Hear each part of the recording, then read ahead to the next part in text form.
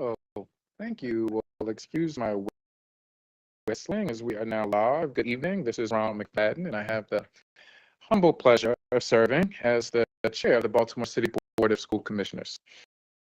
I would like to welcome everyone to our September 10th meeting of the Board of School Commissioners. If you have not done so, please mute your phone, both virtually and in the room.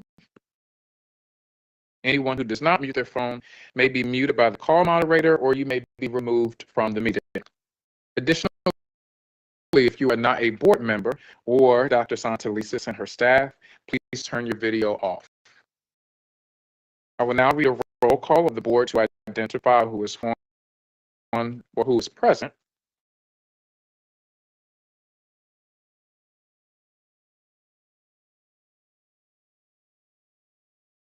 I will go through the roll call for each vote.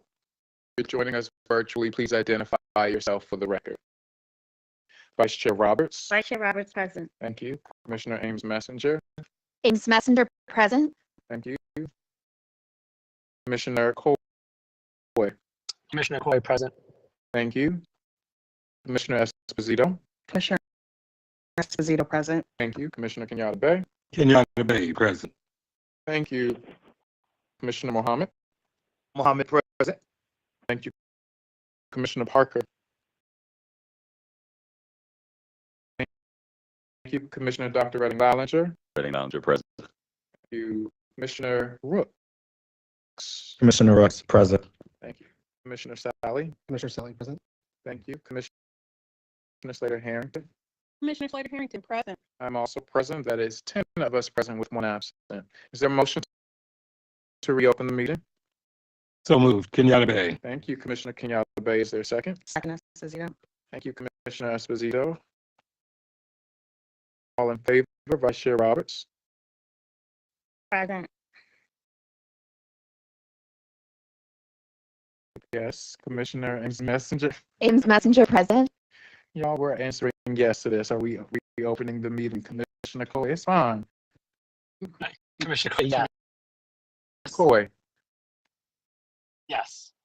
Thank you, Commissioner Esposito. Yes. Thank you, Commissioner Kenyatta Bay. Yes. Commissioner Mohammed. Yes. Commissioner Parker. With this, Commissioner Dr. Redding Ballinger. Yes. Thank you. Commissioner Rooks. Yes. Commissioner Sally. Yes. Commissioner Slater Harrington. Yes. I'm also in favor. That is 9 in favor with 1 absent. Thank you, Vice Chair Roberts. Will you now join me in standing for the presentation of colors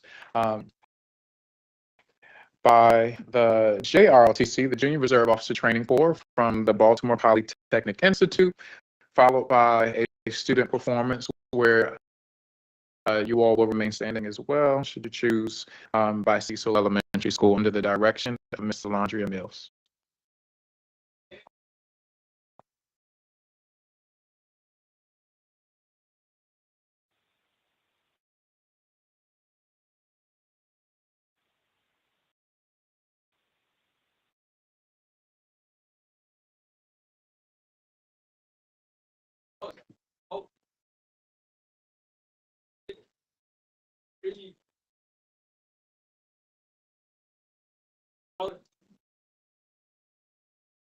Yeah, Second Lieutenant Huntington, Baltimore Polytechnic Institute, AF, JRTC, MD-933. Requesting permission to present colors. Thank you, sir. Order. Colors. Colors reverse. Arch.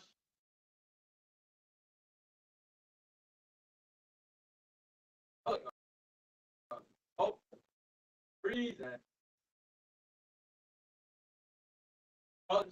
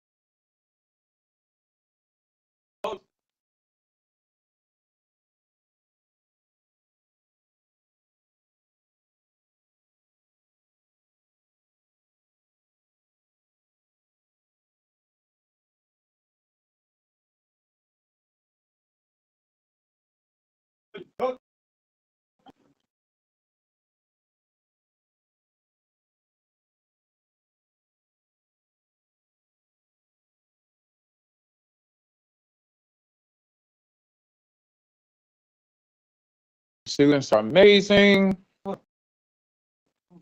Our students are amazing. Oh, they're amazing. And so our student performers, we have under the direction of Mr. Landria Mills. Thank you very, very much for your commitment to our students. And we again have the JROTC of Baltimore Polytechnic Institute. Can we give our students another round of applause? You know, it's not easy we're only in week 3 of school. It's not easy to be ready to perform. So you all should be very proud of yourself, your professionalism, your stage presence, all of that, your collaboration. I saw how you were working together with each other. You all should be very proud of the work that you're doing. And please, you all are going to invite us to some concerts, right? Absolutely. All right. We look forward to that. Have a good evening, you all, if you're not going to stay with us.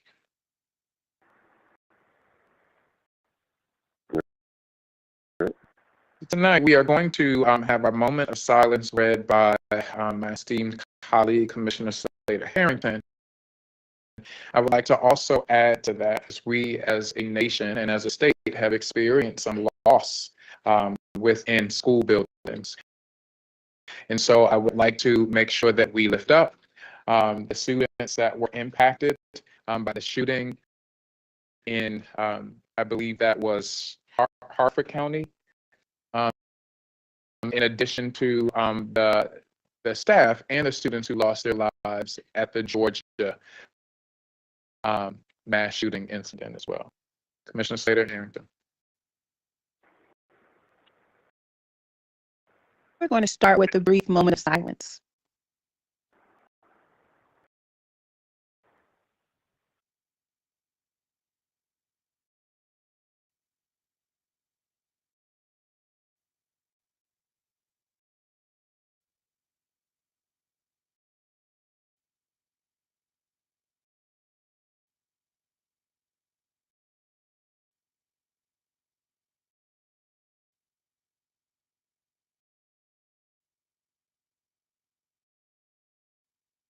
Got it. Thank you. Is there a motion to approve the prior open session summaries? Thank you, Vice Chair. Is there a second? Second, Kenyatta Bay. Is there any unreadiness? All in favor, Vice Chair Roberts? Yes. Commissioner Ames Messenger? Yes. Commissioner Coy? Yes. Commissioner Esposito? Yes. Commissioner Kenyatta Bay? Yes. Commissioner Muhammad? Yes. Commissioner Parker, has Commissioner Parker joined us? Got it, thank you. Commissioner Dr. Redding Lowland? Yes. Commissioner Brooks? Yes. Commissioner Sally? Yes. Commissioner Slater Harrington? Yes. Thank you. I'm also in favor. That motion passes unanimously. The members who are present. Is there a motion to approve the closed session summaries? So moved, Roberts. Thank you, Vice Chair. Is there a second? Second, Kenyatta Bay. Thank you, Commissioner Kenyatta Bay. Any readiness? Vice Chair Roberts? Yes. Commissioner Ames Messenger? Yes. Commissioner Coy? Yes. Commissioner Esposito? Yes. Commissioner Kenyatta Bay? Yes. Commissioner Muhammad? Yes. Commissioner Dr. William Wallinger? Yes. Commissioner Brooks? Yes. Commissioner Sally? Yes. Commissioner Slater Harrington? I'm also in favor. That motion passes unanimously with the members who are present. This is National Arts and Education Week. Oh, so they know because we've been in the habit of doing this. So I want to recognize also, before we do that, our students from the Baltimore Polytechnic Institute. As many people affectionately call, what do they affectionately call it? Poly. All right, so we have Cadet Major Peter Myers, our unit commander. Where are we? Yep. There you are. We have Cadet First Lieutenant Caleb Ando. We have Cadet Senior Airman Luis Villanueva. Look at me. Look at that. Cadet Tech Sergeant Diana Ritchie. We have Cadet Airman Rafael Cedro. We have Cadet Master Sergeant Hoptu. Did I get everyone? Cadet Clemens is with us. All right, who joined the team? Come on up, Cadet Clemens. All right, can we give our students a round of applause?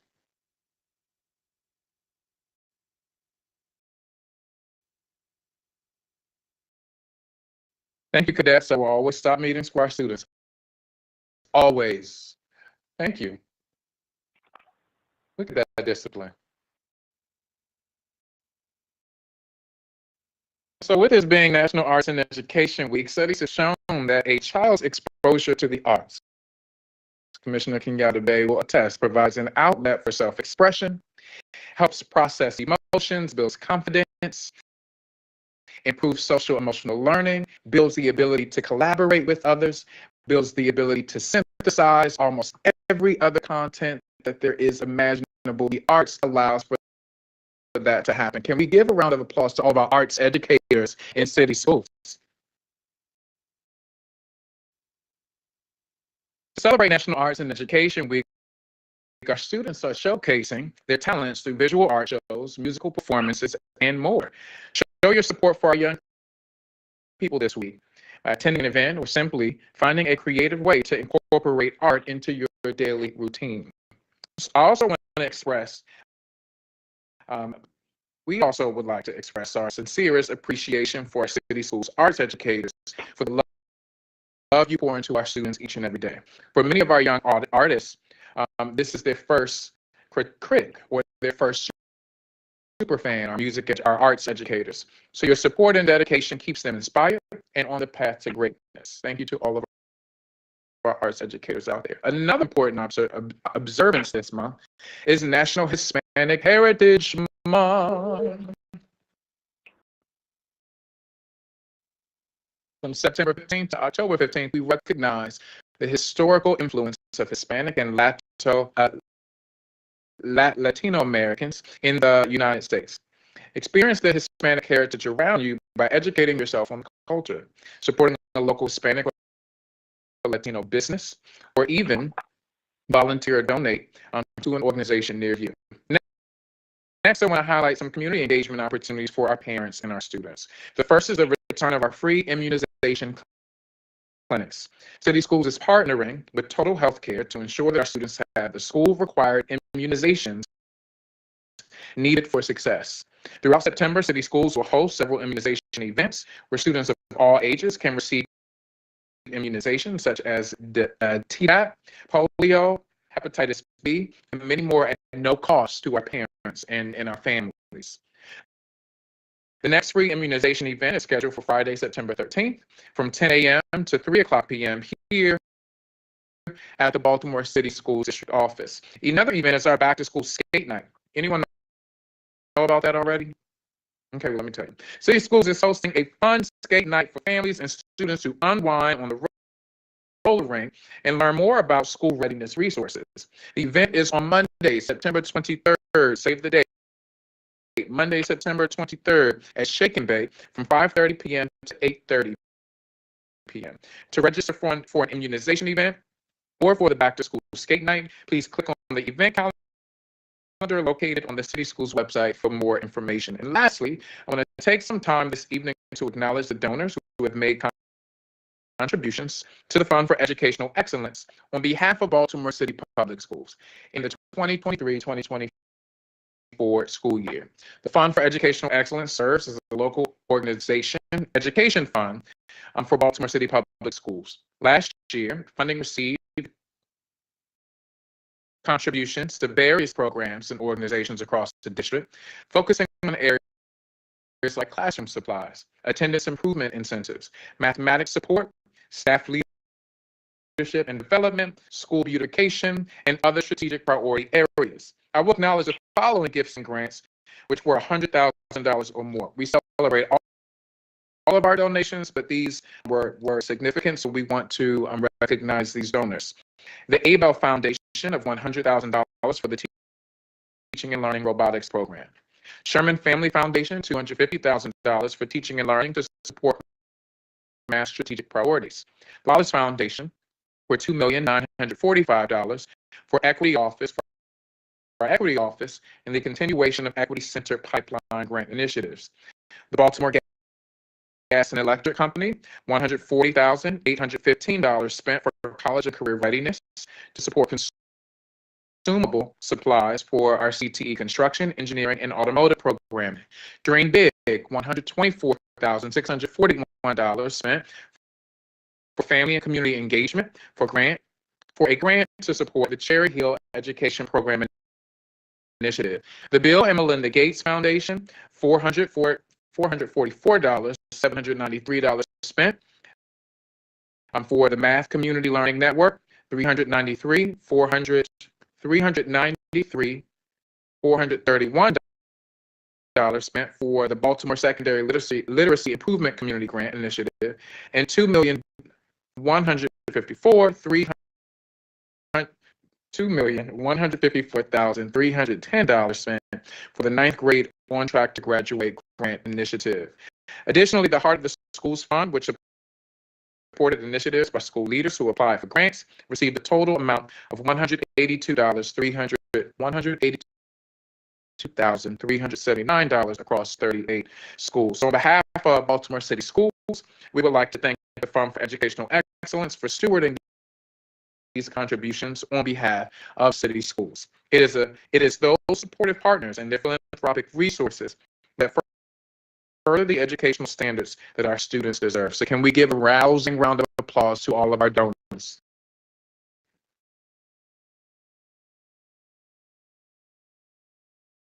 there a motion to approve the personnel, employment, and payroll agenda for this evening? So moved, Kenyatta Bay. Thank you, Commissioner Kenyatta Bay. Is there a second? Messenger, second. Thank you, Commissioner Ames Messenger. Is there any unreadiness? All in favor, Vice Chair Roberts? Commissioner Ames Messenger? Yes. Commissioner Coy? Yes. Commissioner Esposito? Yes. Commissioner Kenyatta Bay? Yes. Commissioner Muhammad? Yes. Commissioner Dr. Redding Lallinger? Yes. Commissioner Sally? Yes. Commissioner Slater Harrington? Yes. I'm also in favor. That motion passes unanimously with the members who are present. I will now turn it over to Dr. Santelises for her remarks this evening. Thank you very much, Chair. Good evening, everyone. It's good to see everyone out. We have had a fabulous start to the school year. I had an opportunity to visit a number of schools over the last 2 weeks, but one I want to highlight is Edmonton Westside High School today, where I went and got a chance to spend some time with Ms. O.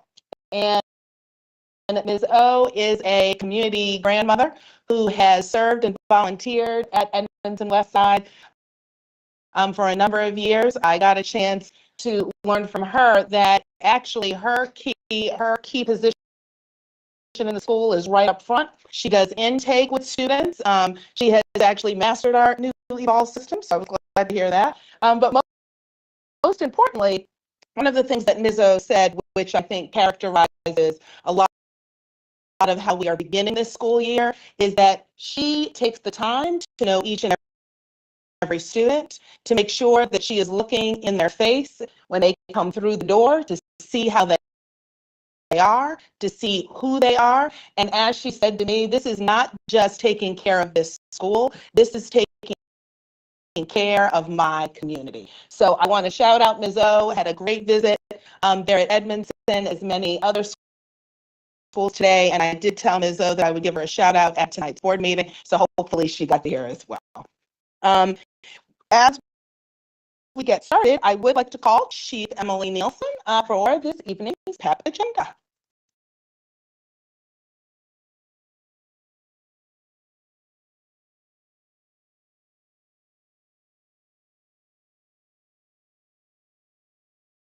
Thank you, Dr. Santelises. Good evening, commissioners.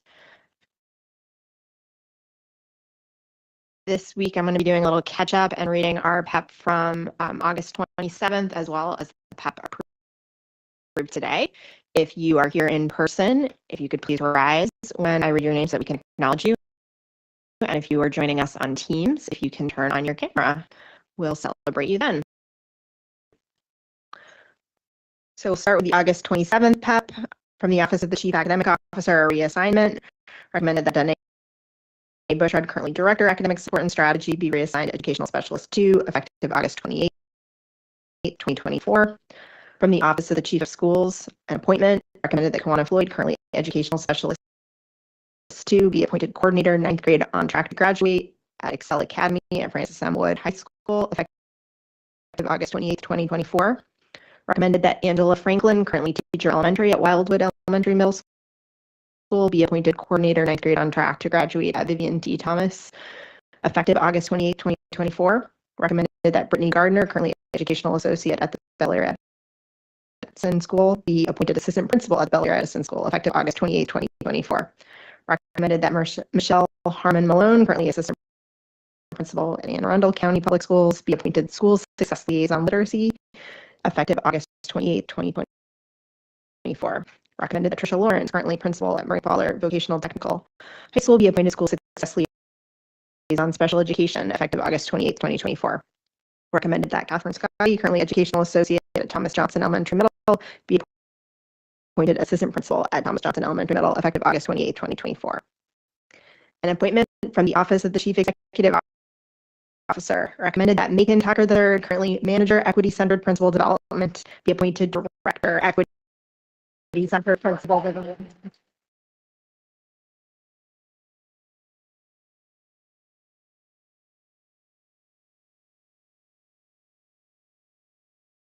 Oh my goodness, there's excitement around Mr. Tucker. There. And then our CEO notification from August 27th from the Office of the Chief of Schools, a reassignment. Michelle Gooseby, currently Assistant Principal at Callaway Elementary, be reassigned Assistant Principal at Mount Washington School, effective August 28, 2024. Michael Johnson, currently Assistant Principal at Mount Washington School, be reassigned Assistant Principal at Sharp Lynn Hall Elementary Middle, effective August 28, 2024. Galen Laird, currently Assistant Principal at Sharp Lynn Hall Elementary Middle School, be reassigned Assistant Principal at Waverly Elementary Middle School, effective August 28, 2024. And acting Lorraine Richardson, currently acting principal at George Washington Elementary, be reassigned principal at New Song Academy Elementary Middle, effective August 26, 2024. And now for today's PEP from the Office of the Chief Academic Officer, appointments. Recommended that Kim Deschamps, currently doctoral student at the University of Maryland, be appointed Coordinator, Early Learning Programs, effective September 11th, 2024. Recommended that Sean Lindsay, currently Educational Associate at 12-month, be appointed Educational Specialist Instructional Technology, effective September 11th, 2024. An interim appointment. Recommended that Lauren DeRostasio, currently Coordinator, School Turnaround, be appointed Interim Director, Summer and Expanded Learning, effective September 11th, 2024. From the Office of the Chief Executive Officer, an appointment. Recommended that Kara Jean, currently Specialist Equity, be appointed Educational Specialist 2 Equity, effective September 11th, 2024.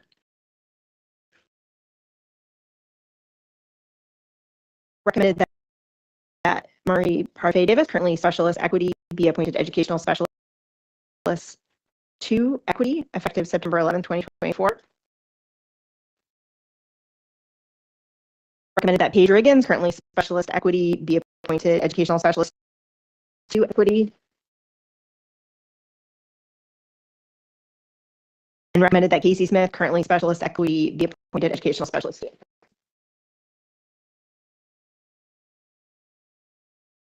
For CEO notification today, an interim appointment, that Greta Cephas, currently Principal and Special Assignment, be reassigned to be the acting principal at George Washington Elementary, effective August 26, 2024. And from the Office of the Chief Executive Officer, reassignment, Danielle Byerson, currently Educational Specialist 2 Whole Child, be reassigned Educational Specialist 2 Equity, effective September 11, 2024.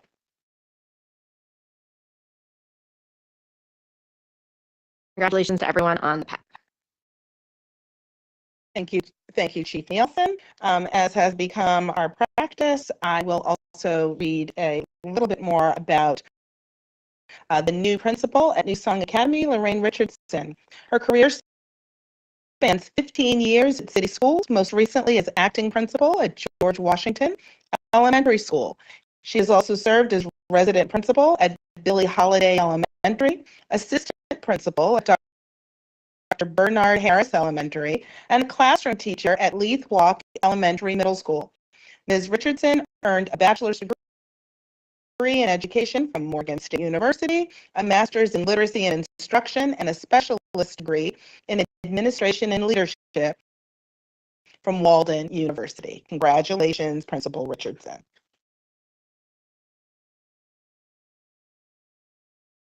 And now as we move on, it's kind of ironic because we've already seen the ROTC from Polly, but it is one of my favorite times of the year because I would like to continue the evening by recognizing this year's winner of the CEO Cup for the Best Baltimore City Junior ROTC Unit for the 23-24 school year.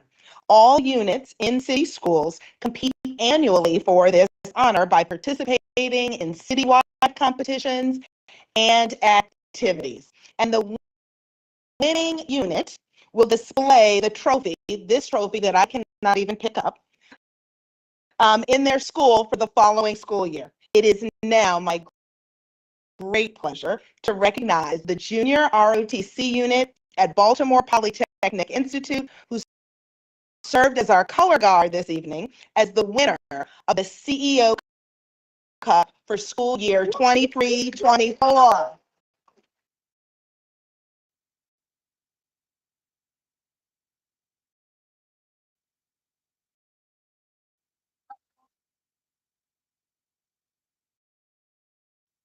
Good to see.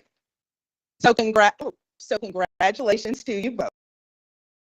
And this is an honor to be able to give this to you, but also we got to see you in full motion this evening. So congratulations, and I'm going to let you, is it Lieutenant Major?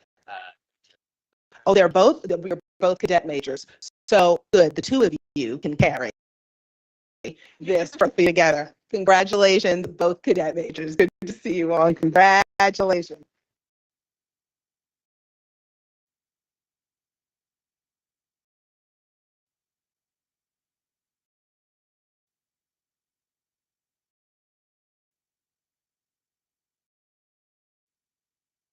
And I really do also just want to take the opportunity to thank Lieutenant Colonel Dave Moon, who is the Junior ROTC Director for City Schools, for his support of this very valuable program. Thank you, Lieutenant Colonel Moon. I would now like to also recognize the City Schools Equity Advisory Committee, also known as the EAC. Now, just as a reminder, the Equity Advisory Committee was established in school year 21-22 to engage, or excuse me, 2021, to engage with district staff on progress toward implementation of the city schools equity policy. This coalition of city school stakeholders has served admirably, often giving up their evenings, weekends to review proposed policy and practices, while also working together to just create a culture within city schools. And they really have become a go-to committee for numerous central office teams who are really seeking equity thought partnership in their work. Since 2021, the members of the EAC really have made invaluable contributions to city schools that really actually transcends their policy work. They've helped to hold city schools accountable to our active commitment to equity in service to all students and their families. I want to thank you for all you've done, and right now I would like to recognize the inaugural members of the Equity Advisory Committee. If you're on screen, you can come off screen, or if you are in the room, we'd love to have you stand. Monique Abdullah, Danielle Davis, Maurice Gaskins, Dara Hendricks, Dr. Ray Limer, I saw Ray, Dawn, very good, Dawn McCleary Evans, there she is, thank you, Patricia Roberts Rose, Dr. Dante Ryan, Rachel Simonson, Andre Turner, Dr. April Turner, Jill Warzer, and Dr. Christopher Wan. There you go. So congratulations, and I really just want to thank you all because being inaugural in anything is never easy, but you all really did set the pace for the work that we are doing now. So I would also like to recognize the newest members of the Equity Advisory Committee who officially started their terms this afternoon during a celebration held here at Central Office. Those members are Jenna Adams, Kadeem Baluk, Emily Cannon Coleman, Erica Gravet, Isaiah Gregory. Oh, there you go. Congratulations. Isaiah Gregory, Denise Johnson, Kieran Marcano. And yeah. Excellent. Tracy Mathena, who I know is our principal, Mathena. Chijoke Oranye.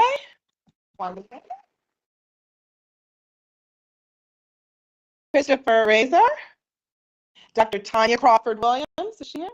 Okay. And Saffron Uarden. Well, I want to thank you again. And welcome to the newest members of the EAC. We look forward to your work. And again, thank you to all the committee members, EAC members, both inaugural and current. Thank you for your service.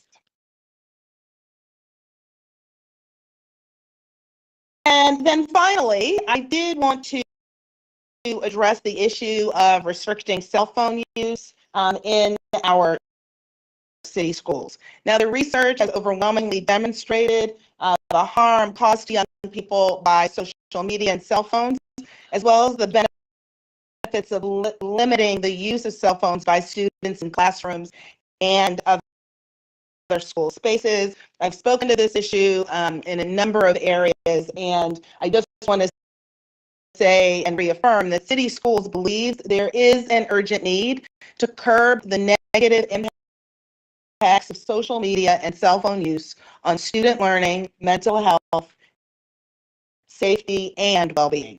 I applaud the principals who are taking the lead in piloting strategies that I challenged them to do in this year's Welcome Back leadership meeting. And they are piloting strategies that involve everything from locked storage systems, cell phone pouches, and other systems to limit student access to cell phones during the day. I want to point out that the strategies that schools are piloting are consistent with current school board policy, JICJ, regarding student use of portable electronic devices, as well as the Student Code of Conduct. I also want to emphasize that such strategies fall within the authority of principals to address significant school climate-related disturbances, provided they provide timely notice to the school community. Now, I also want to say that we will be taking into consideration, and I charge these leaders and their teams to help us learn from them, because we will be taking into consideration what they learn from this cohort of pilot schools as the board considers revisions in the coming months to further strengthen this policy. In addition, we are also taking steps to align practice across the district by taking lessons learned from this cohort of pilot schools to integrate into our current policy.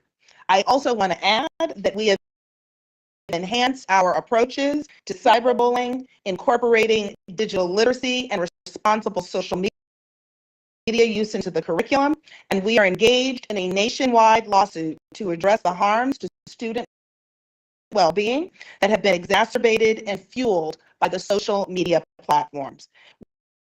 We believe the pervasiveness of this issue really requires that we employ multiple strategies. And I do want to say, as the mother of 3 teenage girls, this is not popular in our house.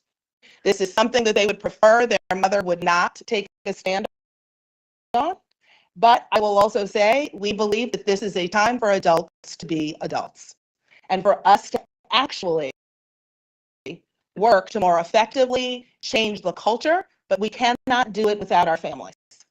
So in the coming months, as we learn again from this pilot group of schools, we will be reaching out to families across the city to help shift the culture of expectation around the use of cell phones by our young people in light of what, again, current research is showing to us. So with that, I will now turn it back to the board chair. Thank you very much. Colleagues, we have one item on our consent agenda this evening, and it is 12.01 in Nome Inc. Are there any questions about that item? Great, we'll move into public comment. We'll first have Zach Taylor representing the Baltimore Teachers Union. Good afternoon, good evening, Zach.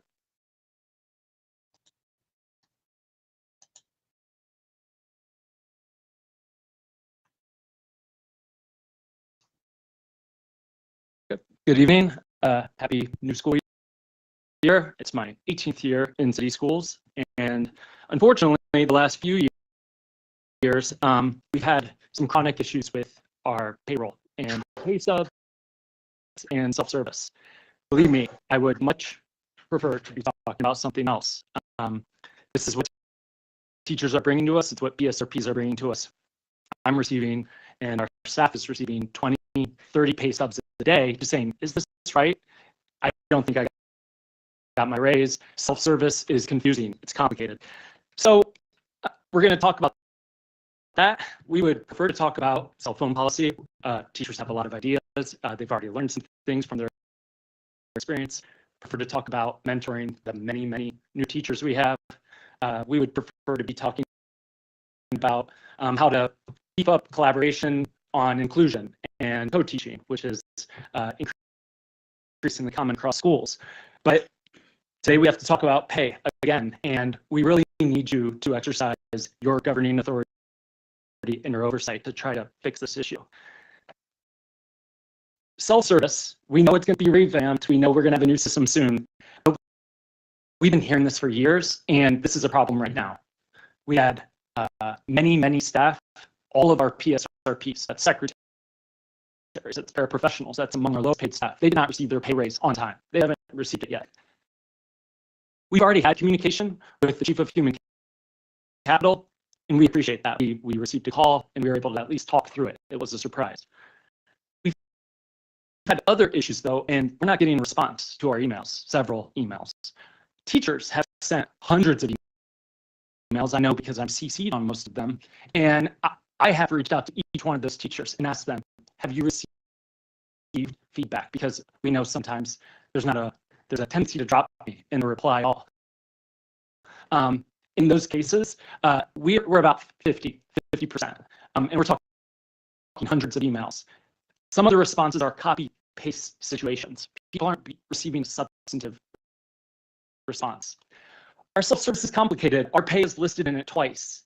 And right now, if you go and look at my pay, it says two different things. On one page, it says one thing. On another page, it says another. When we talk to some representatives from Human Capital, they say, yeah, well, everyone knows that that one page sometimes is wrong. It's not acceptable. We have 1,000 new employees. We have many, many second and third year teachers. This isn't the norm. And really, we shouldn't normalize those sort of errors or mistakes. I don't think any of you would tolerate this with your job. If your pay stub is showing something that's different than your understanding of what you deserve to be paid and your increase, you deal with it right away, is my guess. It becomes front and center. This is a distraction. Teachers don't want to have to play detective with their pay subs, but that's what they're having to do. Some of this is connected to our issue of achievement units. We talked some about this last year in the spring. This is not about our grievance, our ISU grievance. That's a separate matter. But we have achievement units still in our system as we wind that system down, and we had evaluations, those award achievement units. Our district is telling us that we have received raises based off of those evaluations. However, those evaluations do not appear in our self-service. The AU balance did not change, and in the place where you can see all the past years employee ratings where you would see the AU balance, that's not there for 23-24. It should be there. We're told again, well, this often takes a little bit to update. To us, this is just not tenable. We can't normalize this sort of confusion. We shouldn't have contradictions in self-service. So we have just a few asks. We need, the really strange thing here is we've had no communication. So we have requested this already. We're requesting it to you. We just need to get this done. Staff need to receive an email from Human Capital saying, what is going on? Where should staff look? What is the plan to update? When will things actually match? And in the meantime, if I'm owed additional interval movement, what should I expect? Because I will say I've had communications with the Chief of Human Capital and Human Capital staff, and they are saying different things. And when emailing and pointing a contradiction, I'm not getting a response. So this is some of the frustration that BTU is facing. So we need an immediate email to all staff with full explanation of self-service, when it will be fixed, and what people can expect. We need update self-service. We need a substantive response on the emails that have already been sent. And we also want to ensure that all owed salary increases are paid ASAP. And I want to emphasize, I do not believe this is like the workers on the ground falling down on the job. This is a prioritization and a management issue. This is an issue about saying we have urgency and we're going to have accountability to make sure that this happens from the top and that there's oversight. Teachers feel that they're the only ones being held accountable. This would never be tolerated if we had these sort of errors with student documentation. So we want this to be fixed. We appreciate your work and thank you. Thank you, Zach, very much. We now also have Ms. Sheila Billups, who's the chair of our Special Education Citizens Advisory Committee. Good evening, Ms. Billups.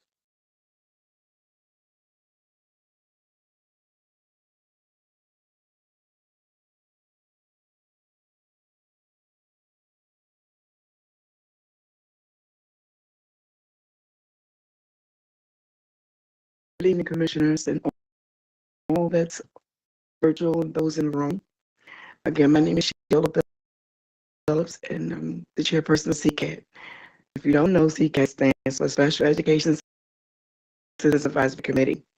We've started a new year with a great and amazing team of special department heads. We met with them last night for our first meeting. It was an amazing meeting.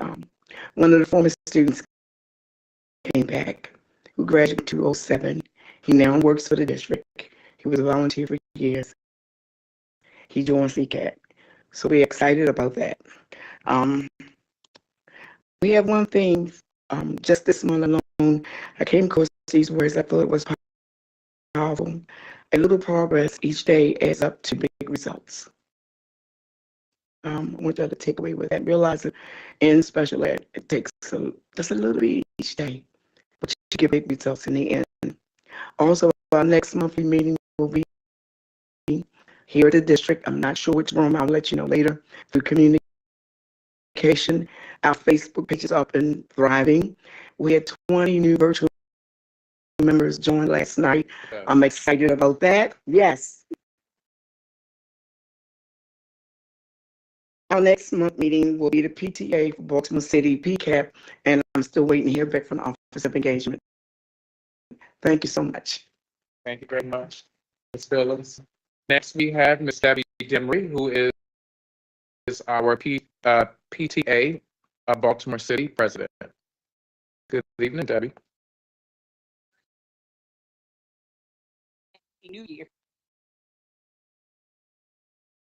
I had to be different. I'm sorry. So, Commissioner, you said it was good evening, everybody.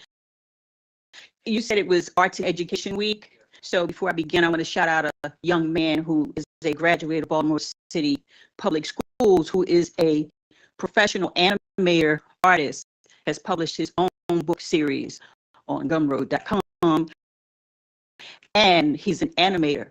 And proud. I'm very proud. It's my son. Thank you. Thank you. So, the good things that our kids are doing in Baltimore City Public Schools now, wait till they get out in the real world. This is what happens. So, PTA remains an option to engage families in the community in Baltimore City. Over the summer, we were able to meet with community school coordinators who were interested in learning more about PTA. We have had several requests to form community PTAs for special education, multicultural families, and those who want to work with families in different schools within a specific area together to work collectively on issues that affect the entire community and receive the program benefits of PTA. As the oldest and largest child advocacy association in the nation, National PTA is committed to ensuring that our nation enacts legislation that supports each and every child.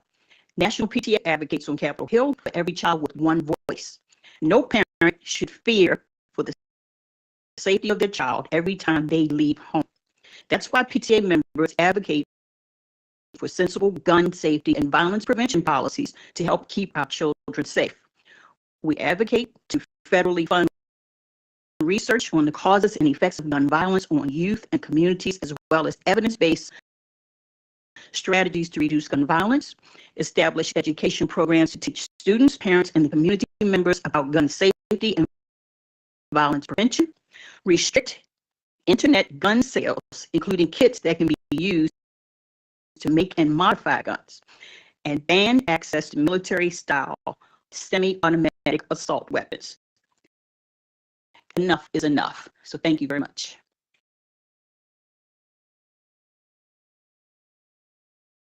Now we have Ms. Brooke Bourne, who is the president of the Associated Student Congress of Baltimore City. Good evening, Brooke. Good evening, everyone. It's nice to see you all, a lot of new faces. Hey, Dylan. As you all heard, my name is Brooke Bourne. I attend the Western High School, so hello to any doves in the building. And it is finally my senior year.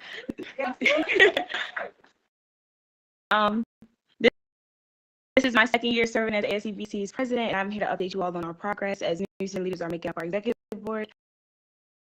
After the election over the summer, we had a retreat to set our goals for this school year that Dylan couldn't attend to because he was, working with you all, but that's okay.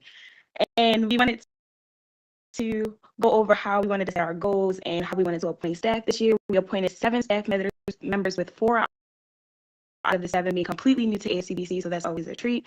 And with that being said, some provisional goals that we would like to bring to the school board and city schools community attention are increasing access for multilingual students in ASCBC leadership. To start, we've discussed offering some student-led workshops at our General Assembly entirely in Spanish, so that way we can begin to overcome one language barrier at a time. Increasing ASCBC's visits to SGAs at our member schools, especially our middle and elementary schools. Engaging young leaders will be a focus this year, so that way if they decide to continue their student government journey, they are more than capable of executing skills that they have learned along the way, and opening a section of our executive board meetings to involve the student body. Right now, the main way for students to get involved with ASCBCs is through our community's general assemblies and other events. We want students to know that ASCBC is always available as a platform for their voices and not, I want to say, exclusive to, Western and Poly and City, but we want them to ensure that they know that it is not just for us. We want them to come, especially because, we have Commodore John Rogers and we have BDS. I never would have thought, and I'm so happy because I didn't even really have that yet, but that's not the point. This will also be a good opportunity for students to learn how ASCBC's executive board runs if they're interested for running. Is that my phone? Oh. So that way they know how ASCBC's executive boards run if they are interested in running for an elected position or applying for an appointed position in the future. We are bringing these goals to your attention because we need your help encouraging students and schools to be involved with ASCBC so that students know that their voices and needs can be heard. Speaking of students being able to share their voices as leaders, ASCBC has participated in the community panel process organized by the mayor's office for the appointment of the new board of commissioners. Hello, welcome. And combined this with over 25 hours of student time between reading applicant materials and participating in interviews and deliberations. ASCBC is proud to represent our student body and selecting the people who will be making decisions which will impact our education. Not mine anymore because I'm gonna be gone. And I would also like to extend thanks to the academics team for reaching out to ASCBC over the summer to offer feedback on our new teacher guidance that will be accompanying the grading policy, and to the finance team who proactively reached out to ASCBC to collaborate for deeper student engagement in the budget process this year. We know that there are many important topics coming before this board, so we would like to say thank you. And including our district cell phone policy and social media policy, extracurricular and athletic eligibility requirements and other issues that will impact students, and we welcome any opportunity to increase student voice in these important topics. Thank you.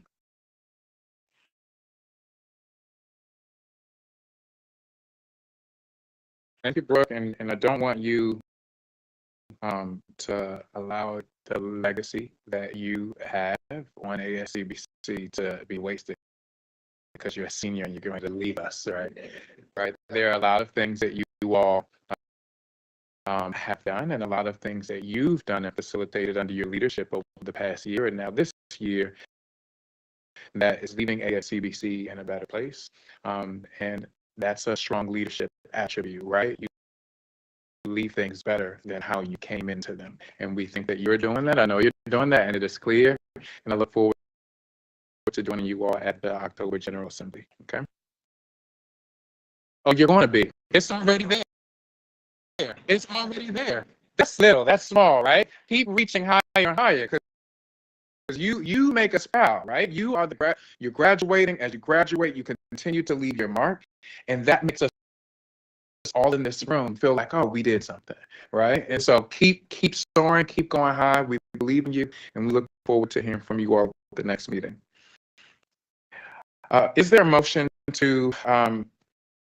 I'm sorry, we have public comment. Dr. Jenkins. Thank you. All right, a couple more reminders for public comment. The board recognizes the importance of receiving public comment on matters of educational interest. Each speaker shall be granted 3 minutes. Official time will be kept. You will receive an audible warning at 3 minutes. Please conclude your remarks in a sentence or two, not exceeding 15 seconds. No speaker may use this opportunity to air employee grievances or make complaints on behalf of specific students.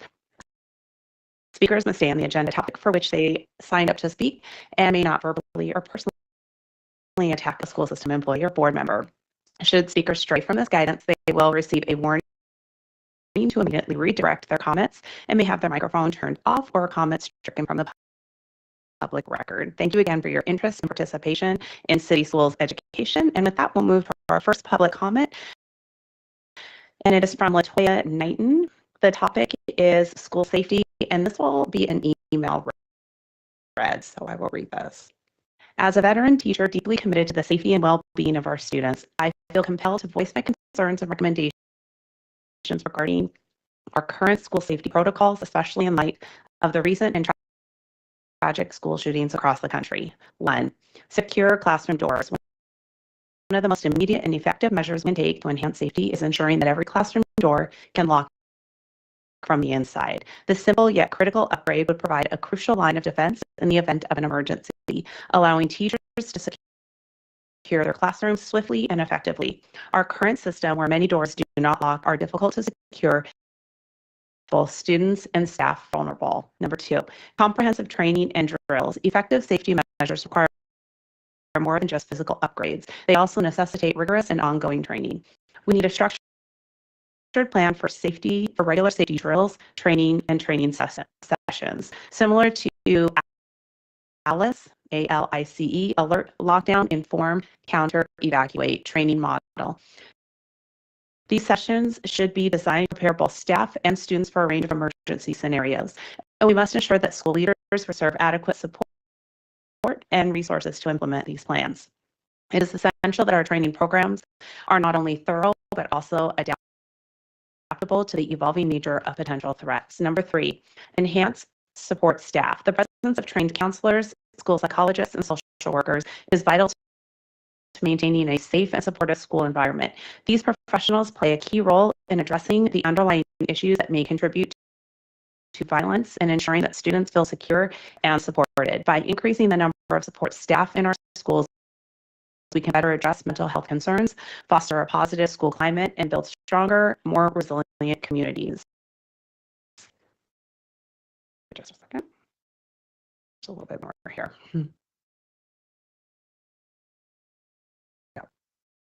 Though no single measure can guarantee complete safety, a comprehensive school safety plan that includes secure classroom doors, regular and effective training, and increased support staff will significantly enhance our ability to protect and support our students. It is our collective responsibility to ensure that our schools are safe havens for learning and growth. I urge our policymakers and school leaders to prioritize these critical measures and invest in the safety and well-being of our students and staff. This is from Latoya Knighton. Our second public comment is from Danielle Medley. Agenda topic, school safety and the mental impact on families. Commenting live in person. Go ahead and come forward. You'll have 3 minutes. Okay. I just want y'all to know how nervous I am. So bear with me. So again, my name is Danielle Medley, preferably Danny Medley. I reside in the Bella Edison community. I developed one of 2 groups. The first one being building, educating, and aligning neighbors. And the second one is MEO community, which is my community, your community. Our community is a Buddhist, is about revive, which is you can always start over and start new. So also, I don't want to forget this. I also joined the organization through my travels in the community, ARROS, which is the Alliance to Reclaim our schools. So one of the things I started off with this past summer was, I know as old as I am, was the whole officer friendly piece, was how do we bring police officers, school police especially, and police officers that pretty much are part of our community back into the community through activities and so forth and so on, which I feel will help our youth. Right? Going back into the school system. And that's how I wound up with ARROS. But then I looked at it from a different perspective as a parent. So I looked at the impact of safety in a school so I can create 1,000,001 activities, involve the police, but it does not mean that children and families will feel safe. So how do we extend out of that? Before I go further, I just want to thank you guys, and I tell you that I appreciate your effort for physically being here, but mentally having an open mind just to hear us, give our opinion or our thoughts.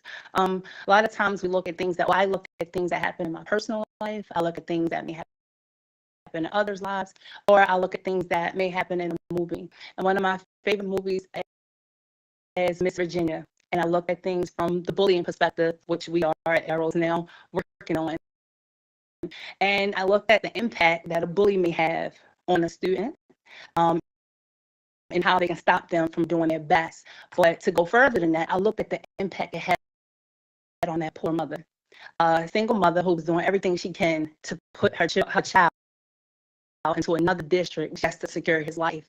And on a personal note for that, I know as a single mom, who actually grew up in Baltimore City, with Clifton East, and we know the names have changed, Baltimore City schools that suffer from anxiety, I look at why I did everything I could as a business owner to put my children in private schools, though I wish they could have went to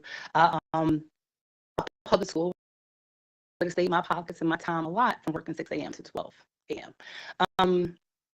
But I looked at that anxiety of that mother, and the impact of things that happen in schools is a little more than just what happens to the students.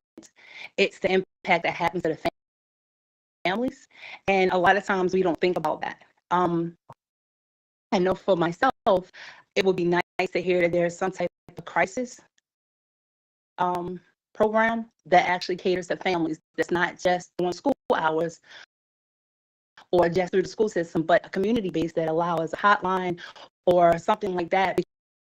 Because there are plenty of parents that we look at the shooting that just happened at Joplin. We look at the 6-year-old that brought the gun into school. You look at the young man who left the school at Merville. We look at all of those things, and can you imagine what parents are going through, what families are going through, or siblings, and anxiety rate just not to send their child to school? I was Dan, forced. would you begin wrapping up your thoughts? I think we're at the 3-minute time. I used to have a timer on the screen to kind of help we all did. It's not there tonight. Okay. With being fortunate enough to do all of those things, I developed a village. What goes back to Mia, which goes back to your social media piece. I feel like at this point in time, we can extend out a way to deal with the mental part of things and safety in schools with families. I think that would help some to at least give us all some type of peace and lower the mental health rate within the Black community especially. Thank you very much. Thank you so much.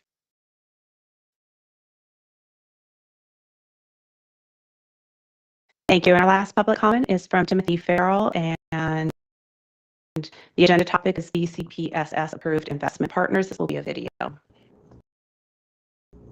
Good evening. My name is Nathan Farrell. I am providing public comment on the issue of AXA Equitable and authorized investment partner with city schools. AXA Equitable is approved to provide 403B, 457B, and Roth 403B plans to city schools employees. AXA Equitable is a predatory company found guilty of fraud. I encourage all the board members to search the internet for news on the U.S. Securities and Exchange Commission's lawsuits against AXA Equitable and the extensive reporting on how AXA Equitable defrauds public school teachers and public school employees around the country. You can also search for the New York Times article titled, "Think Your Retirement Plan is Bad? Talk to a Teacher," which highlights the predatory practices and the thieving representatives of AXA Equitable. Now that school is back in session, representatives of AXA Equitable are violating board city schools policy by entering city schools buildings, presenting to captive audiences during staff meetings, sometimes even invited by school administrators, and defrauding city schools employees by enrolling them in high-fee retirement savings plans with extremely costly surrender penalties. I'm asking the board to send a cease and desist letter to AXA Equitable, demanding that they stop sending their representatives to city schools. I'm asking the board to send a letter to all city school leaders and front office staff, reminding them that AXA Equitable representatives are not allowed to come to buildings and present to staff or spend the day in teachers' lounges recruiting employees for their high-fee and exploitative plans. I want to thank Ms. Evelyn Jefferson and the entire benefits team for their hard work during this incredibly busy time of the hiring season. I also want to thank the district for not allowing AXA Equitable to attend the New Educator Summer Institute or other upcoming resource fairs to recruit new victims. This is because the Benefits Office recognizes the documented fraud that AXA Equitable has been found guilty of and how they harm our employees. We are grateful to city schools for starting a new RFP process for 403B plans. However, it is clear that this will not stop the current harm to our educators that is happening now. AXA Equitable is the worst, and we are demanding that this board takes immediate action to keep them from ripping off teachers by selling them awful investment products. Commissioners, please commit to sending a cease and desist letter to AXA Equitable to cease sending their representatives to city schools. Commissioners, please commit to sending communications to all city schools leaders and front office staff reminding them that equitable representatives are not allowed to come into buildings or spend the day at schools. Our educators deserve the ability to save for their futures. Until better vendors are provided to us, we are asking the board to help stop the ongoing harm being enacted on hardworking employees by AXA Equitable. Thank you. Thank you very much. Commissioners, is there a motion to approve the remaining consent agenda? So moved, Sally. Thank you, Commissioner Sally. Is there a second? Second, Kenyatta Bay. Thank you, Commissioner Kenyatta Bay. Any unreadiness? All in favor, Vice Chair Roberts? Yes. Commissioner Ames Messenger? Yes. Commissioner Coy? Yes. Commissioner Esposito? Yes. Commissioner Kenyatta Bay? Yes. Commissioner Muhammad? Yes. Commissioner Dr. Redding Lallinger? Yes. Commissioner Rooks? Yes. Commissioner Sally? Yes. Commissioner Slater Harrington? Yes. I'm also in favor. That motion passes unanimously with the members who are present. I'll now turn it over to our staff to present item 10.01, policy JFBB, students in state supervised care. This is the first reader. I'm going to ask our presenters, as this has already gone through committee, if we can keep our presentation as brief as possible this evening. I'm preferably under 20 minutes so that our commissioners, if they have questions, they're able to ask those. Thank you. Good evening, Commissioners, Dr. S. I am Dr. Courtney Pate. I have the pleasure of serving as the Director of the Office of Health and Specialized Student Services here at City Schools, and I'm joined this evening by Ms. Tia Gaskew. Hello, everyone. I hope you're doing well. So Tia this is our second school year serving as our foster care liaison here at City Schools. So while this presentation is about the revisions to policy JFBB, we thought it was also important to ground folks into what this work is and how this is supporting our students. So next slide, please. So students in state supervised care, this policy is JFBB and JFBB-RA, which covers all of the additional supports that our office provides to those students in state supervised care so that we can help eliminate their barriers, stability, and access to their education. Next slide, please. This policy is in alignment with board priorities 4, 5, and 7. Next slide. So just to give an idea of the expanse or how many students we're talking about here in the district, in school year 22-23, there were about 1,200 students identified as being in state supervised care. However, once we got to school year 23-24 and Tia began this work outside of our office, we were able to get a clearer picture and more accurate data about who those students were. This was also made possible through a memorandum of understanding that we currently have with the Department of Social Services as well. Next slide, please.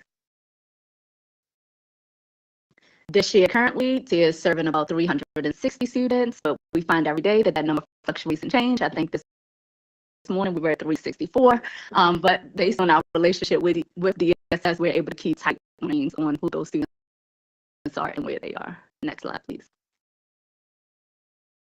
I am now going to turn it over to Tia.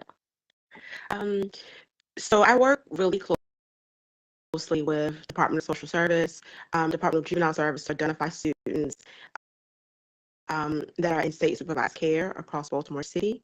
And I work very closely with DSS to look at the data and connect students and families to resources and wraparound supports. Next slide, please. So in my role, it is very people focused. I interface with not only just school leaders, but also related service providers, staff that work in special education, the re-engagement center. I am the primary contact that works closely with the child welfare agencies, and we assist in best interest determination meetings to help students regarding their school placement. Next slide, please.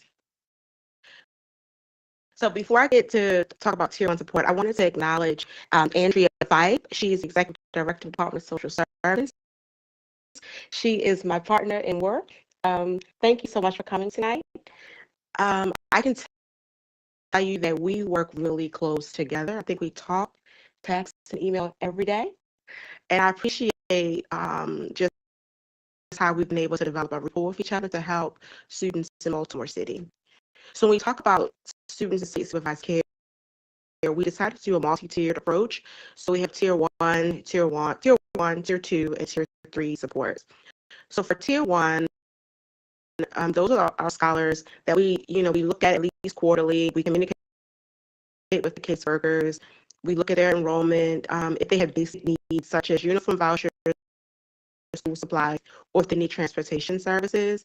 I get to consult with the students and the families. We look at their grades, their attendance, any behavior concerns, and then figure out ways to connect them with the appropriate interventions or support. Next slide, please. For tier 2, that's more of a monthly meeting with school staff, still providing the same services that we provide to kids on tier 1. We work also closely with tier 2, just in case they may start to exhibit some problems with attendance or may have some other challenges getting to school. We use data from Infinite Campus and other various data tools to help support kids in state supervised care. And we also work very closely with other district offices. So relationship building and relationship management is really important in this role. Next slide, please. So for tier 3, these are our scholars that may have chronic absenteeism. They may have some behavioral challenges. I may have to reach out to the Department of Social Services to identify ways that we can help get them reengaged in school. I'm looking at their data, which is attendance, maybe suspension data, that sort of thing, and making those necessary referrals for housing and medical needs. And next slide, please. So I think what has happened in this role in the last year, we've definitely increased awareness. We've established some new partnerships, lots of education, advocacy, and building really quality connected relationships with school-based staff and community as well. Next slide, please. So we updated the memorandum of agreement, went into effect 2024, and it outlines our best interest process. It clarifies the role and it highlights our responsibility for the district and also how we work in tandem with Department of Social Services, and making sure we share a commitment to data to best support our students to make sure they're getting whatever they need during their educational journey. Next slide, please. So we did some revisions to the JFBB this year to really beef up educational stability and success for students in foster care. And we've had a lot of great success with children. Graduating in May, we had about 6 children graduated, and 1 was able to graduate while she had an apartment in the 12th grade, and she did so well. Next slide, please. So some of the goals in the update is just to be really clear about what the requirements are in the policy, making sure we align the board policy JFBB with custody guidance provided, and understanding the protocols for best interest determination for students in state supervised care. Next slide, please. We are proposing shifting the ownership of board policy JFBB from the Office of Communications, Engagement, and Enrollment to the school's office, since the work falls under the Office of Health and Specialized Student Services. Next slide, please. So those proposed revisions include highlighting the role of the foster care liaison, incorporating those best protocols for best interest determination meetings, clarifying the role of enrollment choice and transfer and the Office of Health and Specialized Student Services, and make sure everything is in alignment with the board policy and the MOU with DHS and DSS. Please. So some of the new definitions we've added include child welfare agency, foster care liaison, and school of origin. Please. The best interest determination meeting is really a meeting that we get to talk with school staff, the foster parent, DSS case managers, and the social workers to discuss what's best for the student and how we best can support the student. We work with the foster parents in a very cross-collaborative team to make sure that we consider all options and support the student with whatever they need. Next slide, please. The transportation for our kiddos, we provide transportation based on this best interest determination meeting, and I'm trying to keep kids at the school of origin just for school stability. And I coordinated with the Office of Pupil Transportation to ensure student needs are met. I also work closely with the Office of Special Education to determine if a student has a disability, and that will also qualify them for additional transportation services. Next slide, please. The parental rights of parents, we always try to clarify when biological parents should be consulted. They're also on the best interest determination meeting call. And we also make sure that if the child is appointed an advocate or circuit decision maker, that they're also on that call as well. Next slide, please. So we did a lot of engagement with stakeholders. So we posted for feedback and comments on the school website. We solicited feedback from DSS and DJS. We had a great meeting with the Maryland Foster Care Association. Got some feedback from them. We also sent emails to school operators, CCAC, the advisory committee, and the Associated Student Congress of Baltimore. Next slide, please. Before I get started on this slide, I want to take the time to say a big thank you to Commissioner Esposito. Thank you so much for your passion, your feedback on how we can best support students in state supervised care. It means a lot. We talked about the tiered approach, but then we also got that feedback from you about school choice and how we best support students in that process, because we know it's important that kids want to make a decision of going to the school that they would like to attend and how we best can support. So we're working on a plan to do that. So I just want to say thank you, Commissioner Esposito, for that feedback. Next slide, please. And that is it. Thank you so much for your time. Any questions? You all just go back, Jonathan, to the timeline slide, just so that we keep that on the forefront of our mind. Thank you all for the presentation. 17, second reader. So, coming back October 7th. Okay, thank you. There may be some questions, so I want to first lead with the policy committee chair, Commissioner Esposito, and then I see Commissioner Muhammad and then Commissioner Sally. Yeah, I just wanted to thank you all for giving me the opportunity to work with you more closely and really unpack like what those barriers to kids' participation actually looks like. And I'm excited to see like what impact this has on their outcomes, because I know we have that compliance report that shows like what their graduation rates, like what is the dropout rate. And I do think a lot of these changes are gonna make a lot of sense and like provide more like individualized care. And I think the only other thing that I would want to add is that in the engagement groups, when we're talking about like ASCBC and student leadership opportunities, I would hope that, you know, we also identify like what those barriers are, because I do want to see, you know, more kids that are in foster care like Iowa be able to speak for themselves and yeah, like at the highest seats possible, just so that, you know, it doesn't get lost, like what their experience is real time. But thank you so much. Thank you, Commissioner. Good evening. Good evening. So I just want to take this opportunity to thank you, really, because this work is extremely important. It's tough work. It's a heavy lift, and it's partially dependent on our relationships outside of the district. So for you to have, and I appreciate you being here and sitting through our long meeting, it shows the commitment having social services here of not only the partner, but it shows the commitment that you're doing within your work to assure that we have that level of partnership. So I just want to highlight that because that partnership leads to our success in schools.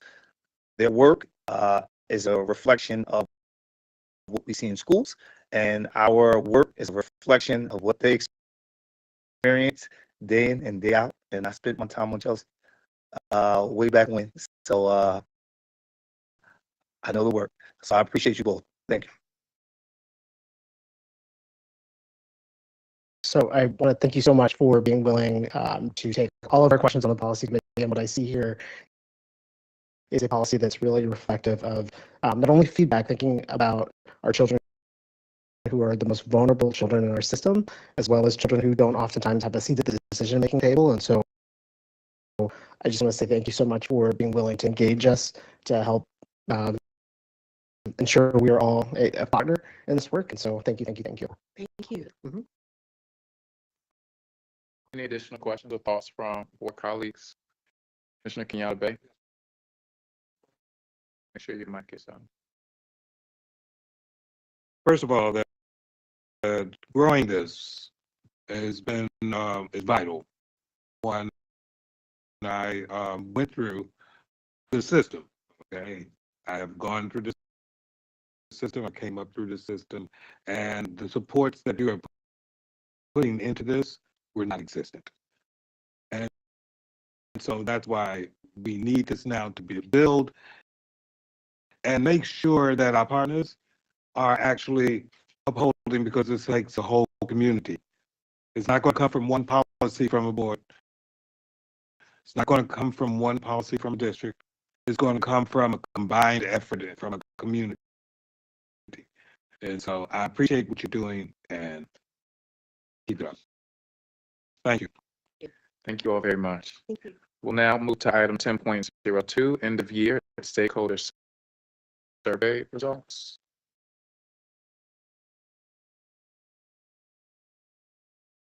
We're going to ask similarly in the style of our committee meetings that we keep the presentation as brief as possible to allow opportunity for dialogue and questions from commissioners.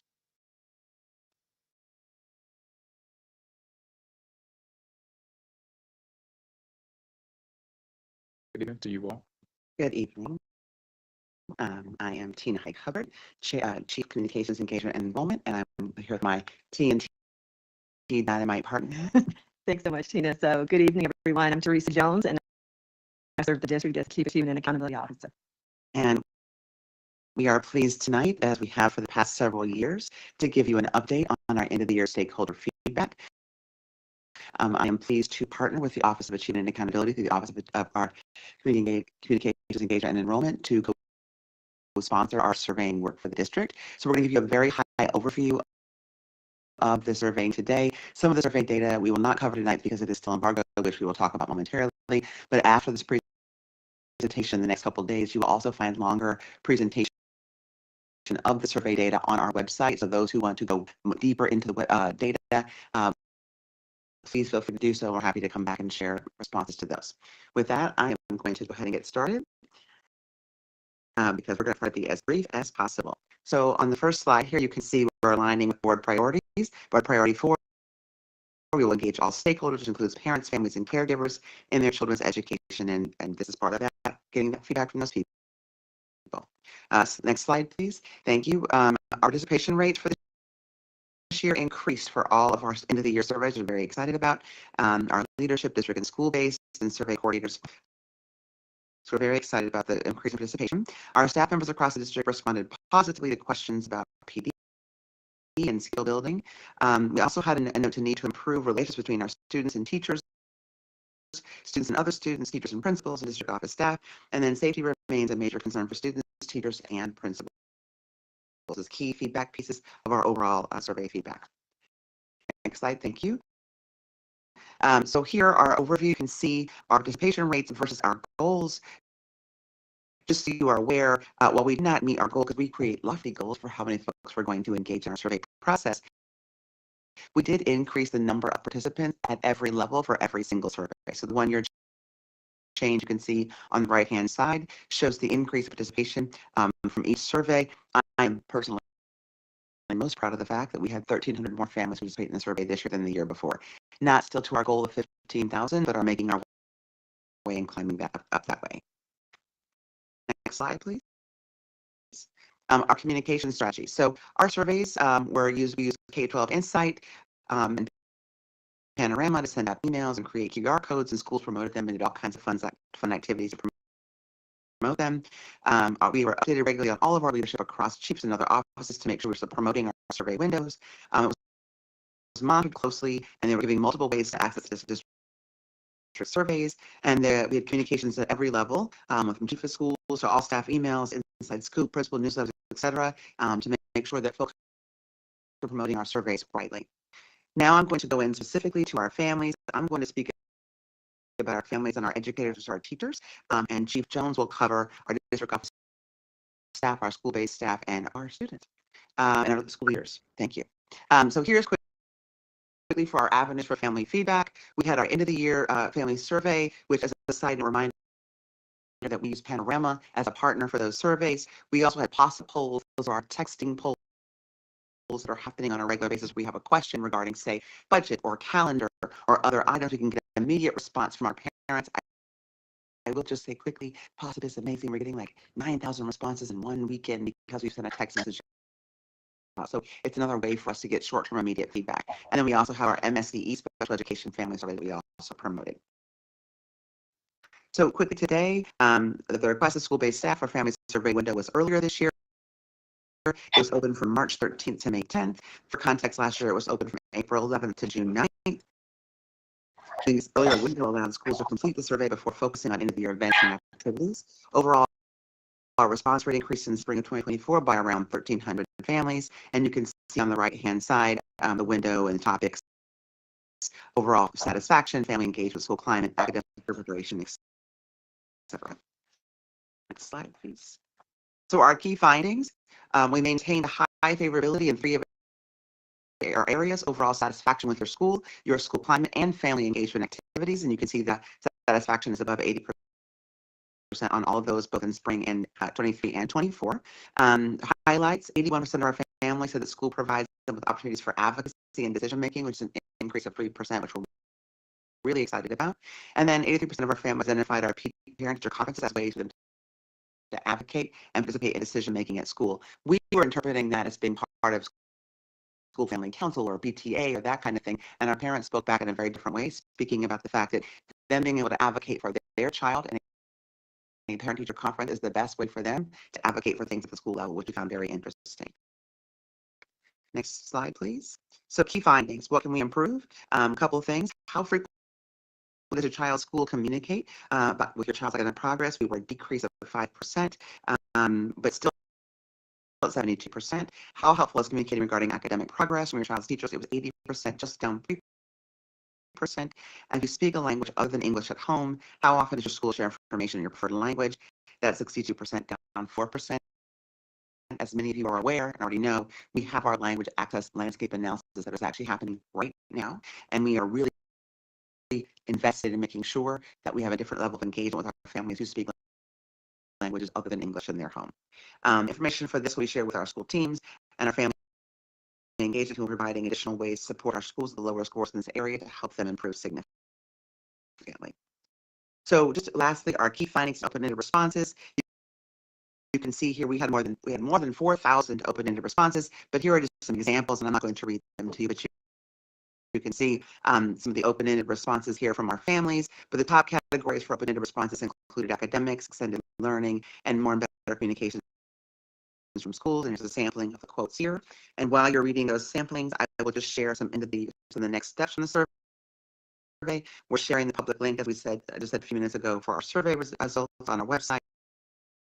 We're going to also share results and examples of how to use this data with our school-based teams, including the back-to-school night presentations, offer sessions for our community school coordinators on incorporating survey results into their annual work and planning, offer training to school teams and results of the family survey, reviewing the open-ended questions, and convening a family survey work group to get feedback on the process. I will also offer that we have Panorama, who can provide coaching to principals on how to utilize survey data to increase outcomes and drive improvements. And my office also tiered the schools based on the survey data, tier 1, 2, and 3. We shared with ILEDs today, where we're going to figure out where our ones need least support. So we're going to give them information, but the 2 or 3 meaning the most support around their family engagement, their nights, etc., to help improve their family survey data.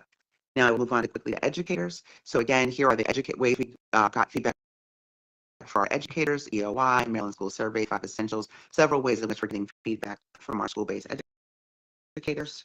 Next slide, please. Their survey window was May 17th through May 24th. You may ask why it's so short. They did the work during the systemic PD. We found that when we do the surveying during systemic PD, we actually get the greatest number of participants for our survey. Our goal was 1,800. Our actual responses was 1,644. And you can see the topics highlighted there. We also offered to those who weren't able to make the PD through our all-staff emails, Inside Scoop, etc., or Chief of Schools emails as ways to also reach out to school-based educators. Educators reported that feeling supported by their school teams and administrators, feeling the students made academic progress, and feeling connected to students was their highest areas. And we're going to move on to the next one. Okay, key findings. What can we improve? So educators were concerned slightly about the value of the student learning plans. We had some feedback on goal setting and visibility into student data at work, and then sort of seen as busy work, or is it actually useful? But educators saying they needed more support for PD to meet all the needs of all their learners, and school culture and climate challenges persist. We will say that while the SLP was a theme, it wasn't as one of the bigger highlights. It was just one of the concerns. So we're looking into how SLPs will be utilized for this coming school year. Some folks use it and find it super helpful. Others really found using it really to engage students and families have been very helpful. But most of our open-ended feedback on this one was around the needing PD to support all learners, supporting our multilingual learners, and supporting students with disabilities, and the violence between students in general. So that's the support that we're going to be focusing on for the educators. Our next steps, here is the open-ended, some of where we can all learn. As you see here above, we have the open-ended responses from our educators. I will not go read all of them, but I will give you next steps while you have a chance to read them. Continue to refine our systemic professional development and new teacher supports to ensure staff have differentiated support to develop what they need to be successful. Continue to partner with teachers, leaders, and SLP ambassadors in schools to integrate SLP further into teacher practice and a support tool for engaging and planning with students and their families. Using the feedback provided through the survey to support SLP improvements. Gather professional development specific feedback following sessions to provide educators. Use the Systemic Professional Development Day in May 2025 as an opportunity to gather feedback from school-based educators. Continue to work with educators on smaller focus groups to better understand the implementation of specific academic strategies, and work to increase participation in feedback opportunities. And I will now turn it over to Teresa to talk about district office staff and school-based support staff. Great, thank you so much, Chief Hyde Hubbard. So we're going to talk about school-based support staff and district office staff responses. The survey instruments are actually pretty similar because of the roles that they play as non-instructional staff. And so we'll unpack those side by side. The other thing that we'll note is for the first time this year, we also conducted a district office customer service survey to be able to get insights around how our school-based staff actually experience the services from the central office. Next slide. Thank you. So in terms of the administration results, you can see depicted here that we did have increases versus where we were versus a year ago. Those are represented for both groups, district office and our school-based support staff. And you'll also see over to the right the different topic areas that are covered. So again, you'll see similarities there to the extent that their health and wellness, their working experience, access to information, and staff retention. One of the notable differences for the district office is feedback around the district office meetings. So that is a part of our infrastructure that we use to have ongoing communication with district office staff and to provide opportunities for engagement with senior leadership and to celebrate the successes of the work that we are doing in the central office. Next slide, please. So some key findings here. So when it comes to work-life balance, a couple of key things to note. So first and foremost, we do see that we have 78% of our school-based staff and 81% of district office staff rating their work-life balance favorably. And so you'll see there are some differences in terms of the averages. When you look at the ratings between the two groups, when it comes to school-based support staff, those numbers are flat versus a year ago, but then you can see that there's an increase on the district office staff side, as noted on the left. There's also a call out in our analysis that noted the staff favorability of their managers' support of their overall success has increased this year versus a year ago. Next slide. Areas of improvement, as indicated, really have to do with how can we create greater engagement, particularly when it comes to the ability to uplift ideas, perspectives, and opinions from all staff. So the question here was, what factors prevent you from sharing ideas, perspectives, and opinions with your manager or supervisor? And so some of the things that we noted here, you'll see district versus school-based staff responses side by side. So some of those reasons, you see those being newer to their roles, perhaps just having a different level of comfortability based on the level of their position. But one of the things that we took note of is that there is this large number of bars you see to the second set of bars from the far right. The previous attempts to collaborate and communicate were ignored. So that is something that we are taking to heart and that we will be digging into more deeply. Just because it does indicate, back on the subject of relationships, that we have an overarching theme, adults to adults and students to adults across the board. And so just really doubling down around what that means. And in this area, this is critically important for us because we want all of our staff to be able to contribute their best efforts to enable us to meet the needs of our students and our districts and families. Next slide, please. So when we take a look at some of the open-ended responses, there's sort of two themes that sort of come out here. So on the left side, some of the things that were contributing to individuals not sharing those ideas, perspectives, and opinions. So doubling down on the quantitative data you just saw, we see things that have to do with potential micromanagement, how previous feedback was taken and how that had contributed to them not wanting to continue to contribute, so on and so forth. And then on the right, we do see input around what are some of the things that actually enhance the quality of your work, job skills, and capabilities. And one of the things that we noted there is information. So there is an ongoing theme around how communication and access to information really does make a difference. And then also just wanted to make sure that folks had access to the tools and resources to do the jobs that we expect them to do. So that is also coming through as another theme. Next slide. At this point, we're going to turn to our school leaders and share some insights and share with you some of the ways that they were engaged over the course of the year. Next slide. So as we've noted, there are lots and lots of ways we get feedback. So tonight we're going to highlight the results from that end of year school leader survey. But again, we did want to note that they were participants in the district office customer service survey that I referenced earlier. There is also a survey that is conducted by the state, which is around wellness, and that is the triennial wellness assessment survey. And then there's also the Valid survey, which is essentially a 360 feedback survey that also is utilized as input towards the school leader's evaluation. Next slide. So when it comes to administration, this is one of our key highlights and success stories in terms of the new methods of communication and outreach through our school's office, really making an impact. And so not only do we have the window here, which was slightly less than a month, so looking at June 10th through July 1st, but you'll see that we actually had a large increase in the number of participants reflected in this year's results. So you'll note there is while we had a goal of 110, we exceeded that to the tune of 178 participants, which is a considerable increase versus last year's participation, which was only 46 individuals.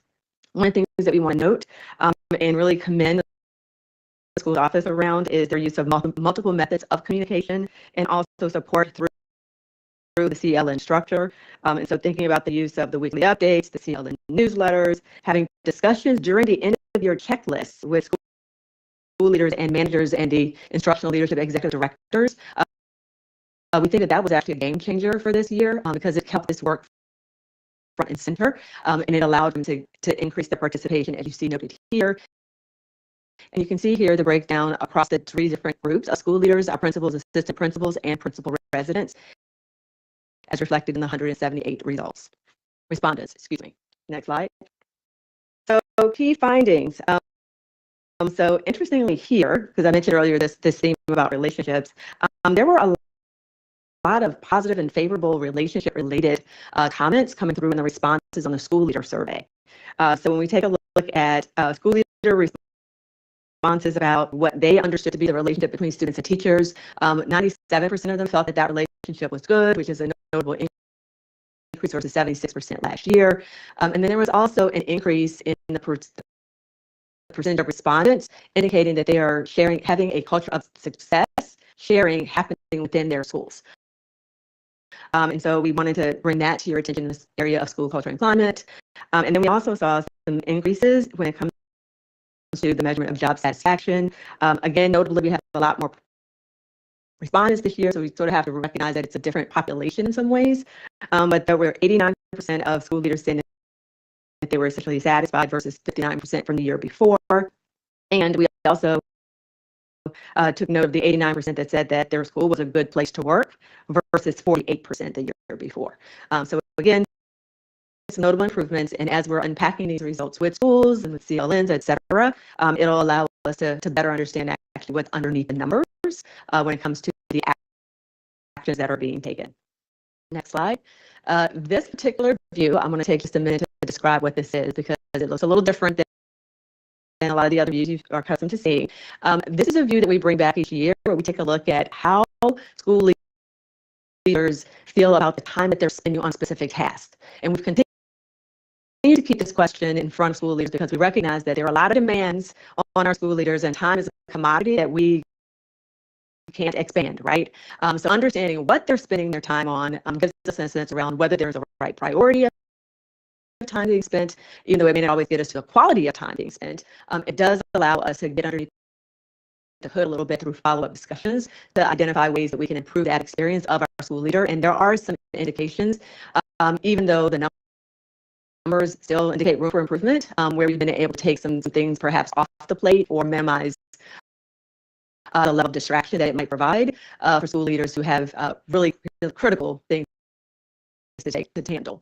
So the things that I want to note is if you take a look sort of like at that central line there, the 3, to the left, you get a sense of how much they felt as though that particular item was an area where they spent too little time, meaning that they want to be able to spend more of their time probably to do some of those things.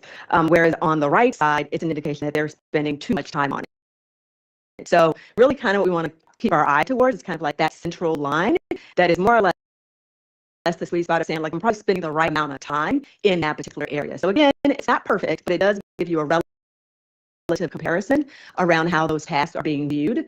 And so the thing that we note is that where they felt like they were spending less time, where they want to spend more time, is essentially on student interactions. So that is up from 3.4 last year to 3.8 slightly.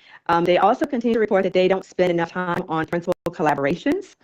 And then we also noted that curriculum-related tasks dropped from the just right amount of time to almost too little time spent compared to last year. So there are some shifts that we need to take note of, and we'll get a better sense of, particularly as we have restructured some of the ways that we engage with our school leaders through the Leadership Institutes, through the CLN meetings, et cetera, as well as being mindful of the district office demands that we put on schools and how that can take away time from these other critically important tasks, knowing that their jobs are very complex.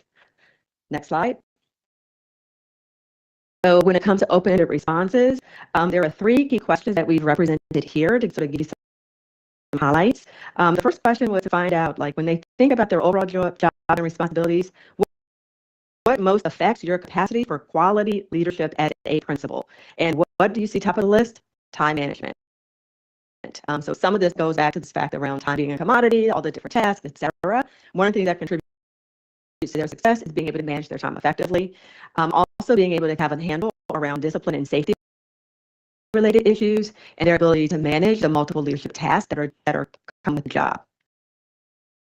The second area, thinking about the instructional staff in your school, what challenges do you believe most affect your school's capacity for quality instruction? So thinking about that impact, 4 things that rose to the top were around mindset or buy-in, teacher training, classroom management, and student behaviors. And then last but not least, thinking about the students in your school, what challenges most affect your school's ability or capacity for quality instruction? And so what we noted there is attendance. So students that are not coming to school regularly create instructional challenges. Additionally, discipline student behaviors, level of student engagement, and we actually did see in the open-ended responses, cell phone usage being brought forth as one of the challenges, as well as community influences, just recognizing sometimes there's not, a real line between what happens outside in the community and what happens in the school, and that can also inhibit students' abilities to get access to quality instruction. So when it comes to how we are providing support in terms of next steps here, again, there's still work to be done around some of the unpacking of the results around the schools and how that impacts what we can do for our school leaders, as well as the strategies to focus on school culture and climate, because I think you've heard sort of a through line that there are still opportunity areas for us to improve upon in that space. Next section, last but certainly not least, are our students. So one thing to note here, so one of the key ways that we get student input is with the state's survey, which is the Maryland School Survey. Those results are under embargo, and so we're not going to be able to share those publicly this evening. Those results are included within the state report card ratings, and so more information about the overall district results in those areas, as well as how it contributes to the STAR ratings, will be shared when those are available release, which is right now anticipated closer to early December. However, what we can report to you now is the participation. So one of the things that we are going to walk through as sort of like the respondent groups, et cetera, when it comes to that. You'll also see that we have a number of other surveys that our students participate in. Those are much more targeted. So when it comes to the school police report card, that is used for those schools that have assigned police officers. We also have focus groups and student voice polls. There's other ways that we get input. But what we're going to highlight this evening is the 5 Essential Survey, which we chose to use this year, not just for the schools that are going through operating renewal, but for a targeted cohort of schools that we've identified in need of support around school improvement. And recognizing the research basis of the 5 Essentials, we decided to administer it for the first time for that group of schools. And so we'll be able to share with you not just collectively what did that tell us, but also what does it mean for that set of schools, because there is some variability there that we're seeing in the overall results on that survey. Next slide. So I referenced earlier in terms of participation rates. So key things again to note is why we've shared here not only the goal and the actual participation, we've also shared some information about schools and how they may have met the goals that we set, because we have district-wide goals, but then we actually have school-specific goals. And you'll see described here the participation rates, the grades surveyed, and just what the criteria are. So again, noting that there are some differences across the 3 groups, as noted here. One thing that I do want to highlight is that we exceeded the participation rate or the goal for the Essential Survey. So that sort of increases our confidence that the information that we're receiving from those results really give us some good information about what's happening in those schools. When you're in that 74% range, that's pretty darn good. Next slide. So when it comes to the 5 Essentials, again, for purposes of just reminding our board as well as the public, the 5 Essential Survey has been researched for years and years and years. And sort of its inception was through the work in the University of Chicago with Chicago Public Schools. It's considered a diagnostic assessment of a school's organizational conditions and their culture and climate. So the research basis does indicate that these results give you a good understanding about how well organized the school is to being able to improve student outcomes. And that has been proven across a multitude of student outcomes, everything from attendance to graduation rates to academic performance. Furthermore, there's research that shows that the schools that are strong on at least 3 of those 5 essentials are 10 times more likely to show substantial gains in student learning than those that are weak on 3 or more. So again, that's one of the other key reasons that we have brought this particular instrument into the mix, to understand what we can learn about what we can do for continuous improvement. The other thing is, with the rollout of this survey, there is professional development and support for schools as they unpack the results, as well as access to the resources that the University of Chicago has put forward to actually identify practices that can be utilized to improve results in the areas identified through the survey. When it comes to the set of schools that you see listed here, I said it was a targeted group, so I'll just give you a brief overview of how they were chosen. We have roughly 23 schools that were selected here, and this was based on their report card rating results. So we actually took a closer look at what do we know about performance over time? And are these schools moving or not? Like, are they continuing to sort of hover in that lowest rating category? And if so, why might that be? And what can the survey tell us that can help us better support them? So with that in mind, we did take a look at schools that were rated 1 star in 2 consecutive years of 2022 and 2023. There were some schools that actually had a decrease in their star rating from being a 2 rated school to a 1 rated school. And then for the comprehensive support and improvement schools, we also looked at those that were sort of in that lowest performing category that had not moved over the course of that time period. So again, just sort of a persistently underperforming profile started to emerge, and that's why we chose to look at the survey results for those schools. So what you see listed here is the performance for the schools that were a part of that cohort.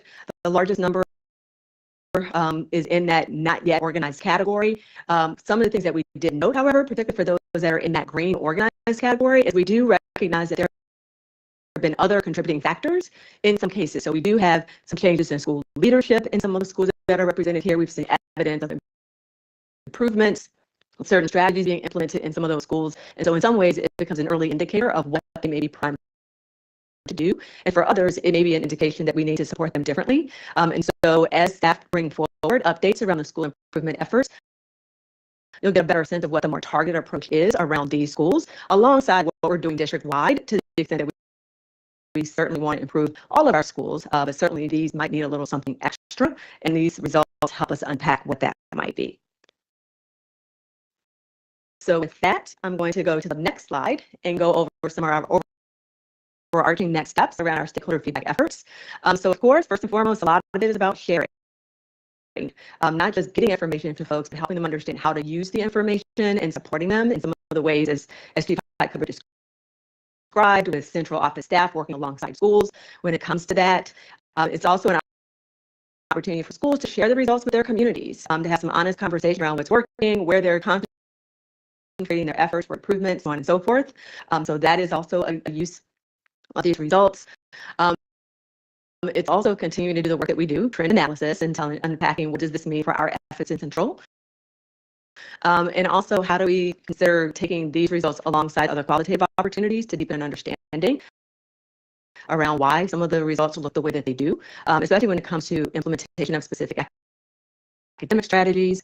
We also want to continue to review the open-ended survey responses. Those often take longer to analyze, so we brought forth some of the highlights here, but certainly as we drill down and look at schools and CLN specifics, there are things to consider there. And then we always keep a participation increase goal top of mind. So even if we were at 100%, we would still want to make sure that it's 100% again, and make sure we're leveraging our best practices to get more voices represented in these results.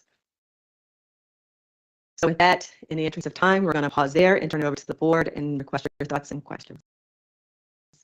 I do just want to thank all the staff in different departments who have been helping us to implement the survey strategies. So just quickly, if you would give me 2 more seconds, right? Anya Jones, Chris Swan, Brittany Thompson, Aaron Searson, Maria Barros, Leah Barbara Green, I don't have my glasses on, Patrick Warner, and then for students, Nathan or families, Holly Gonzalez, school leaders, Veronica Harris, educators, Casey Mingle, district office staff, Amar Williams, Ashley Tournier, school-based staff, Amar Williams, Jamali, and Sydney Simpson. We could not do any of this implementation if it weren't for the dedication and time and effort of those staff members. I had to say their names to them, for they're sitting there smiling right now. And they're all listening in case you have questions to go deeper into any of them, because they are the experts in each individual survey that they supported. Thank you. That's right. Absolutely. So let's go ahead before we go back to the questions. Let's give them all a big hand and a big thank you for all of the work that they put into this. Yes, we appreciate all of our staff work tirelessly every day, but especially on this. Thank you very much. So I do see 3 hands right now from commissioners. Thank you all for the information this evening that was presented, and particularly those next steps as well that kind of helps guide the Teaching and Learning Committee and their thought process, as well as our strategic planning committee as we work to actualize some goals. So I see Commissioner Ames Messenger, followed by Commissioner Coy, and then we have Commissioner Kenyatte. First of all, thank you for your creativity. Even when you think about like text polling, I know that was a game changer for our family and our school communities. So thank you for that. Work around work with community schools, coordinated and just this breadth of strategy and windows. So thank you. I did have a quick question about the district generated questions. Are those available to the public and to stakeholders? And then also like the actual like items, the question items. And then the second part of that, are you anticipating that those will be the same year over year? Realizing that, you know, some of the state generated ones, they're 100 questions long. There's some issues, so having an in-house set is helpful, but maybe only if those are broadly known. So I guess what's kind of the thought about the other tools that are being created? Great. Thank you so much, Commissioner, for your question. So I'll take the first question. In terms of the questions, when the information is posted to the website, you'll see some of those questions actually listed like within the appendix, and then some of them are actually listed out with the specific results. So we can double check just to see if that overall set of questions is fully captured, and if not, we can certainly make an effort to make that available. So we have captured that as the next step. The second one, in terms of keeping questions the same over time, we actually do a review each year with an eye towards having a level continuity, but also to be able to modify it if we think that there's something else we need to learn. So yes, there is definitely a subset of questions that you'll constantly see, but there are sometimes modifications depending on the circumstances. We do track it year over year on those consistent questions to make sure we're seeing progress. Thank you. Absolutely. Thank you so much for your question. Questions. I'll add a thank you for all this work. And if I recall last year, I think it was like 10:30 or maybe 11 p.m. at night that we were wrapping up this presentation, if I remember that board meeting specifically.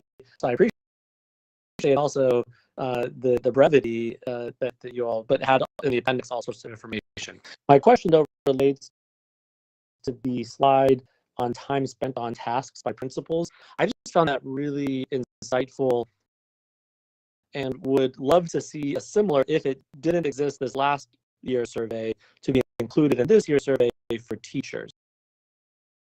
I think the understanding how teachers feel about the ways in which they're spending their time is something I know anecdotally we hear, and I would love to see the comprehensive view that you presented for how principals are seeing and administrators seeing their time spent. Right. We certainly will make note of that, and we'll bring that back to the work group and work through what that would look like. So thank you for that suggestion. And thank you for acknowledging the brevity of our presentation, because last year I did it by myself. Starting at 10 o'clock, I think I was doing it for 45 minutes by myself. Thank you. Last 2 years ago? Yeah, that's 2 years ago, Tina. Thank you. And to add on what the commissioner is mentioning, I think it would also be helpful to then hear what our plan of action is to support teachers and to support school leaders with that time management, and how we are alleviating some tasks from them to ensure, particularly as we saw with the principals, right, more focus around curriculum, more time around instruction. That's one of the primary responsibilities, in addition to everything with the 21st century leader, school leader, but that's important. And so it was interesting to kind of see that shift with them over time. So that would be helpful for teachers as well. Commissioner Kenyatta Bay, then Commissioner Slater Harrington. Well, thank you. That was very thorough, a very good report. At some points, some of the surveys that were presented actually are akin to me answering my wife who said, "Do I look big in distress?" You know, and the reason why I said it's a relationship between management and teachers, you know, or management at different levels. One thing that really did interest me, and a lot of things that keep being pointed back to, is communication. Whether it's the understanding of what is going on or the willingness to communicate what one is really feeling. So in any data gathering, what you're looking for is the purity of that data. You're making sure that how are you, I mean, some of this sounds really not, but when I'm getting feedback from teachers and from students on the ground and from people who are participating throughout the system, I'm hearing a consistency of either leeriness or dissatisfaction, or maybe not just total dissatisfaction, or that's the way it is, sort of understanding. How do we discern in our data gathering that difference? Because, yeah, I love this, and yeah, but it's my paycheck. I'd love to jump in quickly first on families and communication, and I'd love you to jump. So I would just offer that our families, 83% of our families say they overall have high satisfaction with their school community. And I think a lot of times when you hear people of concern, it's the 17% who are not happy, right? And so we need to understand how we support that 17% being happy. While we can celebrate 83% of the families saying they're satisfied, we need to understand and unpack what's happening with 17%. So I fully acknowledge what you're saying.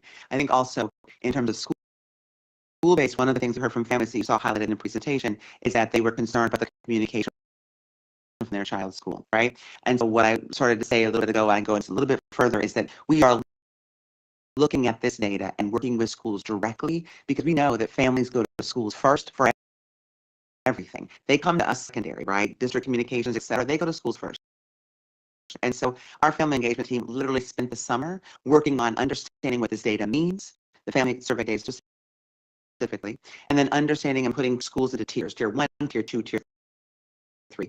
Tier 1 is, you've got this, your data is super high, we're going to provide you with support from our office, and you're going to be on your merry way, and have regular check-in once, twice, 3 times a year. Our tier 2 schools, you're going to get a little layer of support, a different layer of support around your family engagement nights, around how you're communicating with families directly, those kinds of things. Our tier 3, they're getting all hands on deck, right? They're getting the most support, working with principals and their school-based teams to understand how we change their data and support them. And we'll use the ILED, of course, information to understand, was that a new principal last year, or we have a new principal this year, so they might be a tier 1, but maybe they need some additional supports because they're a new principal. So we are working very closely with using this data to real-time change at school, specifically related to things like communication. And last but not least, our multilingual families are speaking loud and clear to us about what they need to be successful. And I am trying to be the champion of that for this district, make sure we figure out a better way to do business with our families overall. So we are working on that, and you will hear about the landscape analysis and the plan about that once we finalize that work. And one just follow up. You did lean very heavily in one section on the SLPs. And are they, I guess, a really good data gathering tool, since that we create the scenario, we plug people into it, and then we get feedback from it? Is there a consistency in that data gathering? So the feedback we got on SLP was actually the open-ended responses. And so while we got it and we want to acknowledge the concern, we had mixed feedback. We had some feedback saying it was a useful tool to better engage with families. And so we got to unpack how some schools found it really useful and others may need support or different ways of utilizing that data to help connect with families. And others felt like it was still extra. So the academics team has committed to looking, and that is next steps around how we use SLPs in a way to support teachers. And I think it's growing over time. I think we had more complaints over SLP in the very beginning of it. And as we move forward, we see more and more teachers understanding the connection they can have with families and talking about that child's data and progress and agreed upon goals. So we actually are seeing progress on the use and positivity around the SLP. But we didn't want to ignore that there's still some teachers saying, I don't know if I like it, right? Let's be honest. Right. Yeah. Right. Yeah. So the last thing that I'll add on the student learning plan piece, the other thing that we realized early on was that there was a lack of understanding of purpose. And is this primarily for a teacher, or is this primarily for the family? And so some of what we've started to find is that there's a greater appreciation for the value of having the student learning plan, particularly for parent-teacher conversations, and for the students themselves to have a sense of agency around the things that they're focusing on for the upcoming year, and to be able to measure their own progress over the course of the year. So we're having certainly some growing pains that get to the more sort of philosophical, like, what is this telling me above and beyond what I as a teacher would otherwise gather as information for my student? But then it has also been improvements around how we've implemented it. So going back to what people are spending their time on, there have been efforts to streamline it, to simplify the data collection, so on and so forth, so that we could take some of that administrative burden off, if you will, through the experience, because that was also some of the feedback around life teachers really weren't buying into it because it felt like just one more thing that may have been redundant and it was inefficient in how they were being asked to complete them. So I did want to acknowledge that because that's been a part of the change over time. So again, it's not perfect, but it also shows up positively in terms of families talking about how they're getting value out of the parent-teacher conference, because those student learning plans are often one of the key resources to facilitate those discussions. So I want to acknowledge that. Just to add one more note, it is for families. It is for teachers to be able to connect with families. It is not for teachers to understand their practice better. It is to be able to lay out what they're doing with families so families have that information so they can engage in their child's learning. Yes, and if I may just answer your other two questions. So the first question was more about, in terms of like, how do we take what we're learning from these surveys and how do we know that this is accurate and how is it valid versus other things that we may hear? The first thing I will acknowledge is that these results should always be taken alongside other sources of information and data. It is one resource that has to be triangulated with others to really get a better understanding more comprehensively around what's happening in a school. It's one of the reasons that we do this, because we recognize that we all get information in a multitude of ways. And this also helps us level set with key questions and have comparisons over time when it comes to those key areas. So I want to acknowledge that. Number two, it's also one of the reasons we focus on participation. So more voices give you greater confidence that what you're hearing is a true reflection of what's actually happening. So there is always that additional layer that has to go with the analysis to really contextualize what do these results mean based on whose voices are showing up, what do you know about the circumstances, so on and so forth, that have to be considered when when the analyses are taking place. So I want to name both of those things because I think those are important considerations for how we use the data, both district-wide and at the school level. Absolutely. I'll keep it brief, but I am going to acknowledge one of our student feedback right there. My girl. Your daughter. Yay. A BSA student nonetheless. Freshman, I'm proud of her.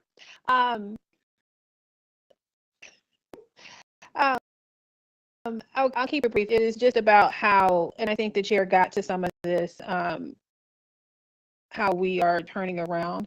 I find so much time, we've talked about this before, just like the sluggishness with completing surveys. I'm glad to see the increases in every category, but sometimes when we don't hear back, we're like, oh, we just give them all that data. And we know that this district is working incredibly hard to be responsive to that data.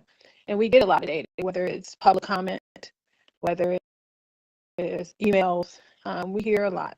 And at some point, and there are times, but at some point where we aggregate everything that we've heard and turn around and say, we've heard you, and here are some broad things that we have done in response to that. And I don't know if it's prior to the line to the next survey that might inspire both some confidence that if I complete this, but just some way to reflect.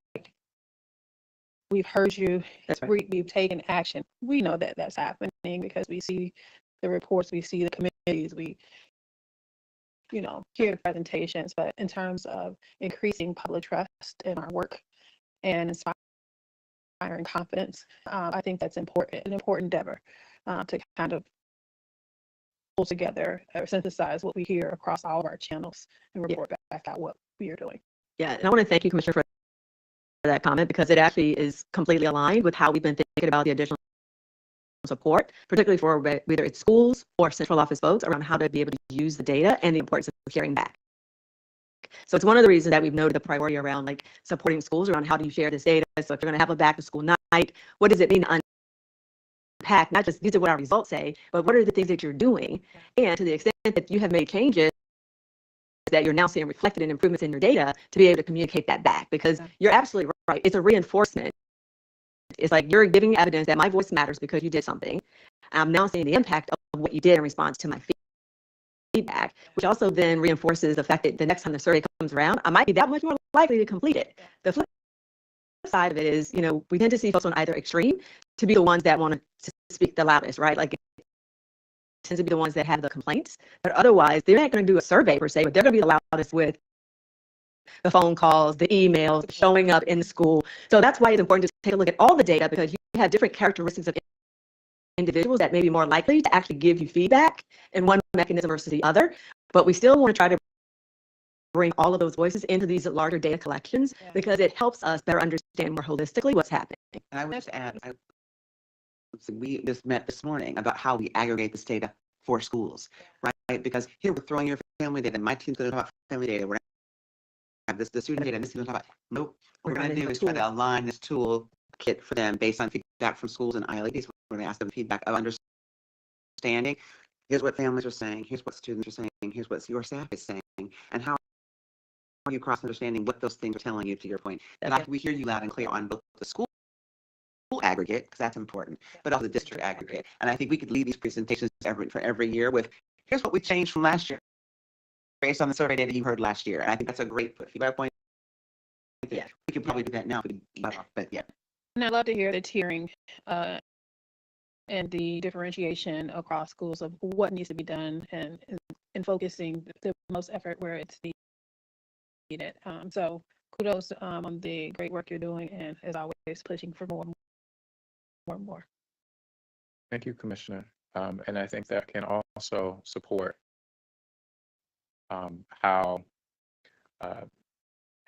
families then respond. Like, what can they do then to kind of support any improvement efforts or things? So I think having those conversations with them and support that too, because the onus is not just on the folks that work in the school or the students. What makes the school is the entire community. So I think having that information and being able to clearly articulate that and really look at next steps and just what we're doing kind of empowers folks to think through, well, how can I then get involved? And with school leaders to support them in supporting families navigate ways that they can continue to be involved in the learning process. We see Commissioner Esposito and then Commissioner Muhammad. Hi, so I have questions around pre-K parents specifically, like how we're gathering feedback around the transition from like the infants and toddlers program into enrolling in the system, because I feel like some of those challenges, like if you're, especially like for someone like me that has like, this is the first time I'm interacting with the system, like how do you know, you don't have anything to compare it to, so how can you get feedback if your point of reference hasn't been like established yet, and how do we gather data or real-time feedback while it's fresh, rather than like the end of the year when it's kind of hard to remember like what those challenges were, and what is the best way for families to give feedback real time, that, you know, families that may not be able to attend meetings or may have to wait till the survey, so in between the time that they're experiencing the challenges, like what's the best way for them to have their feedback captured so that it can be like articulated in this stuff. So we obviously pre-K parents can participate in the annual survey. We were doing this survey 3 times a year, just so you know, begin, middle, and end. And we heard survey fatigue, right? And that's for all of our families. We stopped doing that because it was overwhelming for us to ask them to give us feedback 3 times a year in the way we were doing it. So we have switched. When we need real-time feedback, and we can talk further about what this would look like, we can do a POSIT poll. A POSIT poll gives us a quick way to talk to families about their experience, and if we can work with the Office of Early Childhood and think through if there's a need to do a POSIT poll for our pre-K families, we have a contract with them to do up to so many a year. Some of them are standard ones, like I mentioned before, budget, calendar, that kind of thing. And then we have a set of ones that we can utilize when there's a need for a question to be answered or a way to get collect feedback. So let me talk to that team. We can follow up with you directly what that would look like if we do a POSIT poll for our pre-K families and their experience. Okay, thank you. Thank you. Thank you. 2 concerns. When we look at the teacher and school communication, right now our numbers are stagnant, or you can say that they're reducing right now, 4%. And if we take what you said around, it's usually that 17%, which I would agree. What are we doing to identify and then target that 17% so that we can ensure that we're meeting their needs with regards to communication? And when we find out, if we know who the demographic is, are we working with other departments to further meet their needs in areas that we may not be meeting currently. So that's one, and then I have one more. So this is anonymous. There is no way for us to know who the 17% is, right? I don't know which parents. I know how many parents per school participated, but there's no way for us to know which parents. And it's important for the survey process, right? So we keep that the way it is. I think what we're doing is, where we are seeing lower numbers is spending more time with those schools unpacking what their parents are telling them is not working well. So, and in addition to that, I suspect that part of the 17% could be our multilingual families that are not being engaged, because the numbers on those from those families are much lower than other places. So we know that for sure, and that's a way for us to engage with, identify as having a language book and in English and a hum on their survey. But other than that, we don't drill down to that 17% who are not giving the survey back because it's anonymous. I appreciate that. But second question, concerned about the curriculum piece. When we see that leaders are suggesting we're not spending enough time with curriculum, that just stands out. And I know we've done a lot of work this summer leading up into school around curriculum. But just with that being here, it just stands out. So what I would like to ask, and I know would come through teaching and learning, but really getting an update on where our leaders are around how much time we're spending on curriculum. And it may not come up anytime soon. I'm sure that we already have times to evaluate that, but it is something that's concerning and it stands out when you see that. That's it. Appreciate it. Commissioner Muhammad, I would just also add that it might be good when that comes to teaching and learning to also put it in the context of the national data, because that actually is an ongoing challenge with school leaders and has been. It doesn't mean that we still shouldn't do the deep dive and all of that, but that particular trend that you rightly, and I would agree with, are doubling down on has been a trend nationally in the principal position.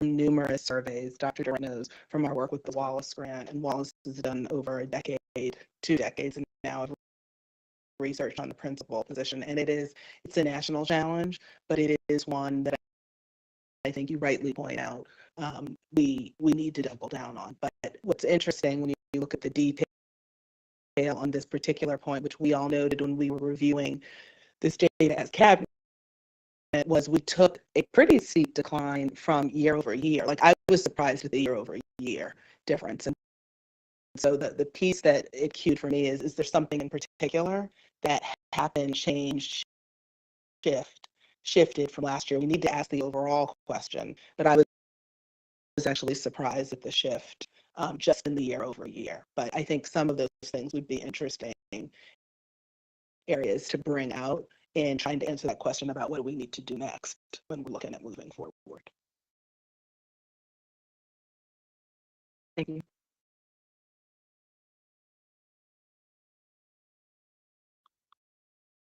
Thank you all for the presentation this evening, and colleagues for your engagement. The Operations Committee will meet on Tuesday, September 17th at 10:30 a.m. The Policy Committee will meet that same day at 4 p.m. Safety and Wholeness will meet on Thursday, September 19th at 4 p.m. The board will meet next in exec session on Tuesday, September 24th, and then there will be a public meeting that same evening at 5:30 p.m. Is there a motion to adjourn? So moved. Thank you. Commissioner Slater Harrington, Commissioner Kenyatta Bay, I'll take that as a second. Any on readiness?